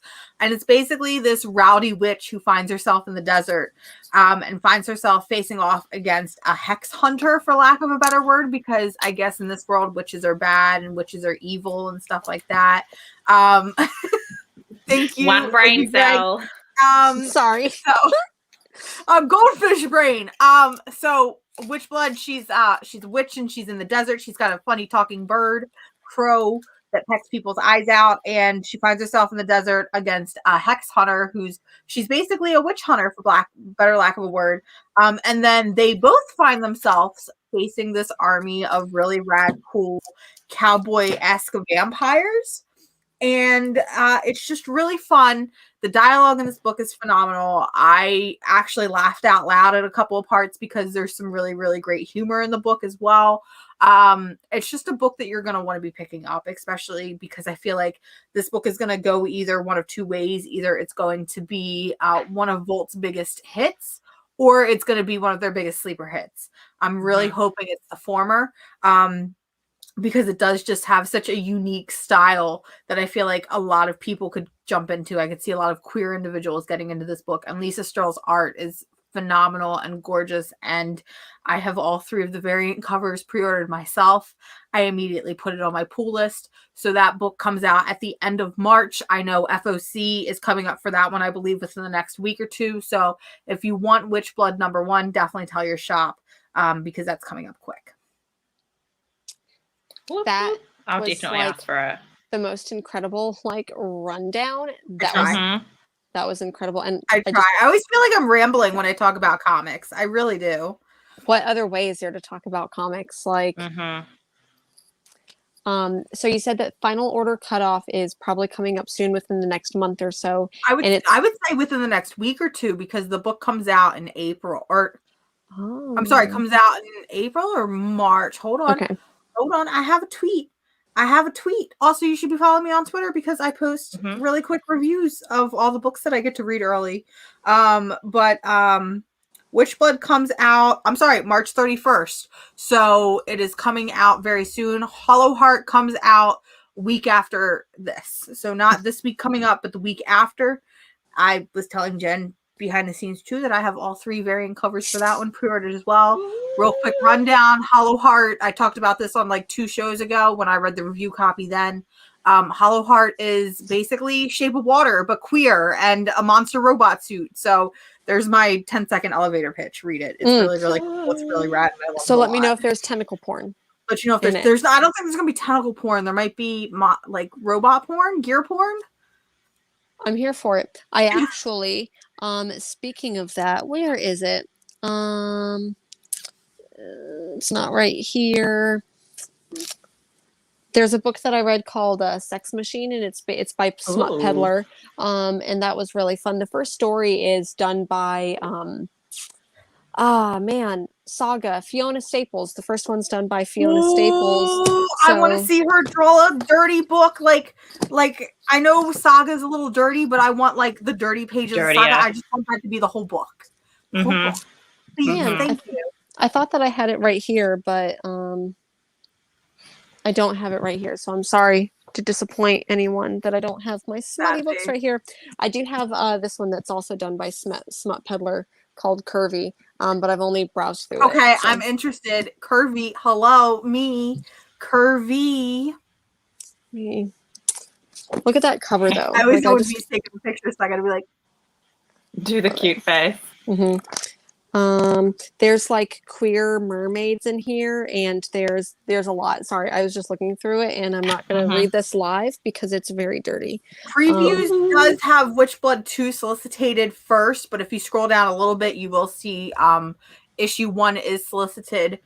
There are 3 gorgeous covers. So there's the main cover done by Lisa Stroll. There's a gorgeous variant cover done by Yoshi Yogimato. I can't think of her name right now, but I just know her as Yoshi. And then the 3rd variant cover, because Volt tends to do this with all of their first issues, is they do a homage cover. It is a homage to Dazzler #1. Yeah. Okay. Have either of your shops got the previews pull box beta testing set up yet? The what? So, previews, the online website where you look up stuff and check the dates and you can see if it's for pre-order, if it's available soon or whatever. One of the stores I use has this thing called Previews Pull Box, and I've been put into a beta testing mode for it. So if I go on previews, I can log in, and then any variant covers or anything I want, I can either order or subscribe to it, and it pings to the shop from previews. Okay. I need this. Which is super cool. So you should ask your shops to try and get on the beta testing for Previews Pull Box, because I think it is a really good service, really, really good. So when I was working at a comic book store, I'm this is that's a perfect idea. Where you as a consumer say and pre-order and even pay for the books that you get in advance, and then the shop automatically gets them. So the shop doesn't have to forward the money and then rely on you coming and picking up your pull. 6 weeks your later. Shop will mess up your orders like they do with me all the time. Yeah, exactly. So there's less chance of missing out on the covers that you want. It would be easier to get the variants. I just think that pushing this pull box thing would be so good, and I think it really could like benefit us as consumers a lot as well as the shop. So you should definitely ask your shops about it, because as Jen said, like there's a lot of stuff that happens. I don't think we could avoid it, because I don't think my shop will have it, because my shop, as I've talked about before on the show, they're more focused on like they're a game store, so they're more focused on Magic the Gathering and Dungeons and Dragons, and then they do comics on the side, which I'm thankful for. So currently my current way is I send them an Excel spreadsheet of everything. Yeah. And I'm just like, have fun, guys. And then it's like this morning, I was like, I saw that there's another cover for Hollow Heart. Can I please have that one? And they're like, don't you already have 2 pre-ordered? And I'm like, yes, but this one's got goldfish and they're pink, and I'm the goldfish brain. So just like, shut up and take my money. Like, yeah, exactly. My shop's even like smaller than that, so he's only open like 4 hours a week, and he actually gets the stuff from another shop in a different city. So so I get that. Comics, man. So I know that I have a pretty stacked list of comic books that I'm getting this week. You're insane. Because I'm insane, and I'm just going to go ahead and say 1, 2, 3, 4, 5, 6, 7 of them are future state. So if you pretty much take those out, I mean, so for me this upcoming week, I've got Bliss number 5, which has been an incredible series by Sean Lewis and Caitlin Yarsky. I've got Commanders in Crisis number 5, which is done by Steve Orlando, which we got to interview on Comic Chop News, and that was a really fun interview. Homesick Pilots number 3. I know you're picking that one up, Mars, right? Or are you still picking up? I'm going to give it one more issue at this point. Okay. Let's see here. Radiant Black comes out this week, which I'm very excited for. It's supposed to basically be like a millennial who is shitty at their life and hates their life and then gets superpowers. And I'm like, it's me as a comic book. So really excited about that. Black Hammer Visions, which Patton Oswalt is doing the first issue, I think. And it's a Golden Grail story. And I love Patton Oswalt. He's doing MODOK, and I love MODOK. Norse Mythology number 5, which I've been enjoying. Star Trek Voyager number 4, or is it Seven's Reckoning? It's one of the Star Trek books. King and Black Black Panther is coming out. Devil's Red Bride number 5 by Vault Comics. So this should wrap up the first arc. I Walk with Monsters number 3 is coming out, and there's a Jen Hickman variant that I'm just like, I really, really want that Jen Hickman variant. Knock 'em Dead number 3, which has been pretty good. The Last Witch number 2 comes out. I am going to go in for the second issue. Let's see here. Orcs number 1. Do you want to talk about Orcs number 1? Because I know that, like, I'm so excited for Orcs number 1. It's a new title from Boom Studios, and it's literally just a bunch of orcs running around. And I love orcs. It's my favorite race. I always play a buff lady orc because aesthetic. But I've talked about it here before. Orcs is very special to me because it's being drawn and illustrated by Christine Larson, who, if you don't know, I went to school originally for graphic design and kind of illustration, but not really, mostly graphic design. And she did a presentation at my school 10 something years ago. And she really did, I think, kind of ignite my love for comics. So it just feels like I've come full circle, where it's like the woman who really inspired my love for comics, I am now picking up and talking about her comic and kind of broadcasting it to the world. So very, very excited. I'm picking up both the Sweeney Boo and her main cover. Because I love Sweeney Boo. I love her so much. As an artist. Yeah, she's fantastic. So hopefully people will be able to pick, if your shop is cool, hopefully they'll be able to pick that one up. I've also got Origins 4, which has been a solid title. The Recount, which I think is a Scout comic, which looked kind of interesting, but I'm going in with like a little big toe. And then Scout's Honor 2. And then we've got Sweet Tooth number 4. And then I don't know if this is like a reprint, but DC Love is a Battlefield, and it's got Harley Quinn and Poison Ivy on it. It's their oversized anthology, because they always do a Valentine's themed anthology. So they went from, we don't like the fact that Harley and Ivy are a couple, to them being the main leading characters in their romance anthology. So I feel like we've definitely progressed. That one also has a Big Barda and Mr. Miracle story in it, and an Amanda Waller story, which I think is really interesting, because I thought that Amanda Waller, her one love was killing people, yelling at people. I don't know. I just love The Wall. The Wall. Anything else that you're picking up?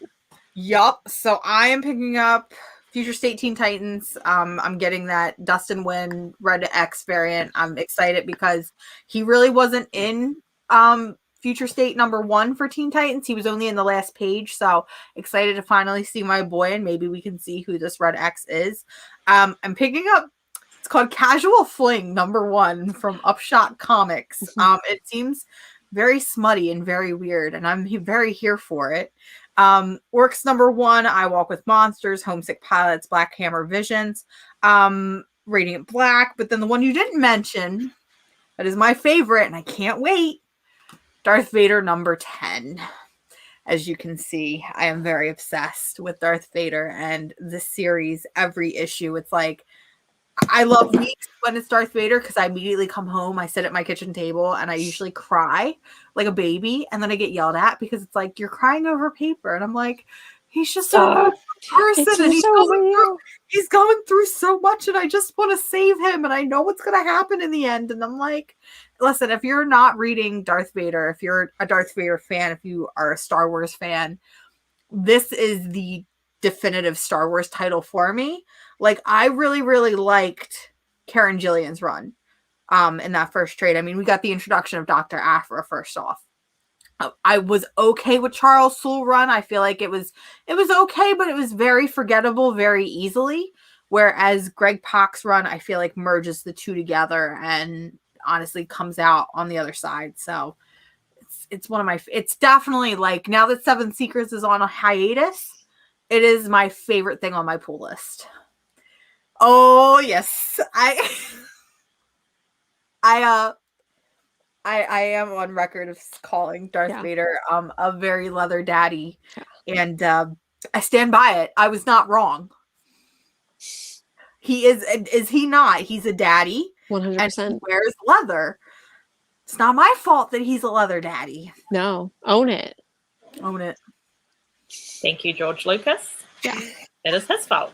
Yeah, you know, if there's a whole generation of men who are like slave Leia, then I can be like leather daddy. Leather daddy Vader. Carrie Fisher would want this for us. Carrie Fisher would want us to call him leather daddy. Thank you, princess. It's just an absolutely undeniable fact that she would support us in this. Mm-hmm. But that is everything I have. That's everything. V, do you have anything? I know that you said that you get your like comics like a little bit late, but anything you're excited about? Only all of those Future State reprints that I'm getting this week, because I literally just was like, they're so pretty. Screenshotted all of them and I sent them to him, and I just seen the little eyeballs emoji, and that means that I want this cover. So he's like, okay. And then I saw him on Saturday, and he's like, yep, they're coming. I was like, I'm so poor. He's like, oh well. So that's really nice. And my trade of Philadelphia. So which is very exciting. I'm very excited for you to read that. Yeah, I can't wait. It's like, that's me. Yeah.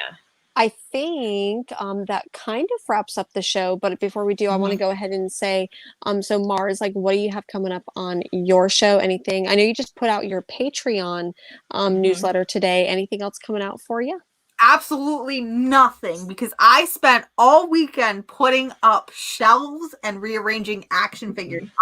But in all seriousness, I'm still hoping to have my manga collection coming up. I do need to still film my what I read in January video, because there was a lot of stuff, and I know Chris wants to hear me rant about Ultimate Elektra and Daredevil. Give the people what they want. So yeah, I gotta give the people what they want. Yes. I was thinking about doing something for Valentine's Day and doing something like romancy, but I might just say fuck it, screw romance. Let's talk about queer comics. And might do a queer comics recommendation video because I know a lot of people have been wanting me to do that. And I also have been wanting to do that. However, when I go and make a queer comic list, there are a million titles on it. And I'm like, oh, I don't know how to narrow it down. Be gay, do comics. That's me. That's my routine in my day life is be gay, do comics. So I really do want to do a queer recommended reading list. And somebody can we do a queer romance reading list? I could do a queer romance reading list too. But somebody gave me a really, really good idea. And they were like, you don't just have to make one queer comics recommended reading list video. So do that. It could be a series. It could be a series. And then I want to work on doing more comic recommended reading videos because I recently put out my Wonder Woman recommended reading video, and the support from the community on that has been amazing. So good. And when you talk about a character like Wonder Woman, I worked on that video for a year and worked on the script for a year and wanted to get everything perfect. And finally I was like, fuck it. We're going away with the script because the script does not sound like me. And I was like, we're just going to speak from the heart. And I felt like I was rambling, but then once I looked at the footage, I was like, damn, I actually put in work here. What is happening? So I really want to start doing more recommended reading videos and just speaking from the heart because I am very passionate about comics. And so that is leading me to possibly go and redo my Hawkeye, my Huntress, and my Black Canary recommended reading videos because those all feel very flat to me. And Black Canary and Hawkeye in particular are two of my favorites. So I definitely want to go back and do them justice at some point. Awesome. We stand. Yeah, seriously, that Wonder Woman video that you did, like seriously, everyone, like go check out Mars's channel because that video was incredible. Like I think I ended up buying 2 books that were on that list. So really good job there. V, so good. Other than like your I'm gonna call it the puppy vlog because I feel like I love it. So what you got going on? I did actually just post like a little unboxing for the stuff that I just talked about with you guys just before. And then I have a TBR video that I'm going to post up later this week. And then I'll resume doing the vlogs. I'll probably have some reading sprints later in the month for both of the books that I'm reading for like book clubs. So the second book in the Diviner series and the book that Sid and I are reading, which is These Violent Delights. It's a Romeo and Juliet retelling, but it's set in 1927 Shanghai, and it's supposed to be super violent. So I'm really excited about that. So that's you heard it here first. He's a violent person. Violently delightful. Yeah. So Bookish Realms, thank you so much. That's really cool. I feel like especially like V, your channel, and you do the Diviners book club with Cynia, and it's like you two kill it with like the book and the comic book community. So really cool to see I feel like there needs to be more blending of that. So we definitely both just want to like mash them together and be like, go for everyone. Yeah. For sure. And then for me, you can check me here usually on Sunday mornings, sometimes Sunday nights like this. I think it worked out well, so I'm glad that people are here for both. On Fridays, I do a show with Dan, Comic Shop News. We also do Graphic Novel Book Club. The next one that we are reading is going to be Ice Cream Man, so check that video out whenever we do that. And then I also do another show with Hero and the Kid where we go with Greg, that bearded comic bro, and Fire Guy Ryan, and sometimes Jason is there, and then Sammy from Fandomverse is there. So a really fun crew. And then you got to join us last week. Which was so much fun. It was a lot of fun. And then we, of course, interviewed David Boer. So there's a lot of really cool things happening. And then hopefully something new coming on the channel. Hopefully this week. I'm going to try to hammer it out and see what it's like. So excited to like talk about that when it's ready to be talked about. So thank you for everyone who's here. Thank you for everyone in the chat. Please like and subscribe these ladies' channels. They are in the chat. And thank you for being here. So yay! I hope y'all have a good hanging night. out with us instead of watching dumb sports. Yeah. Mm-hmm. Or at least doing Hell both. I guess being here just a little bit. So, and for those of you that are watching the replay because you didn't see us because you were watching the Super Bowl, we still love you. We still love you. Exactly. So, Just good night, everyone. Bye. Bye.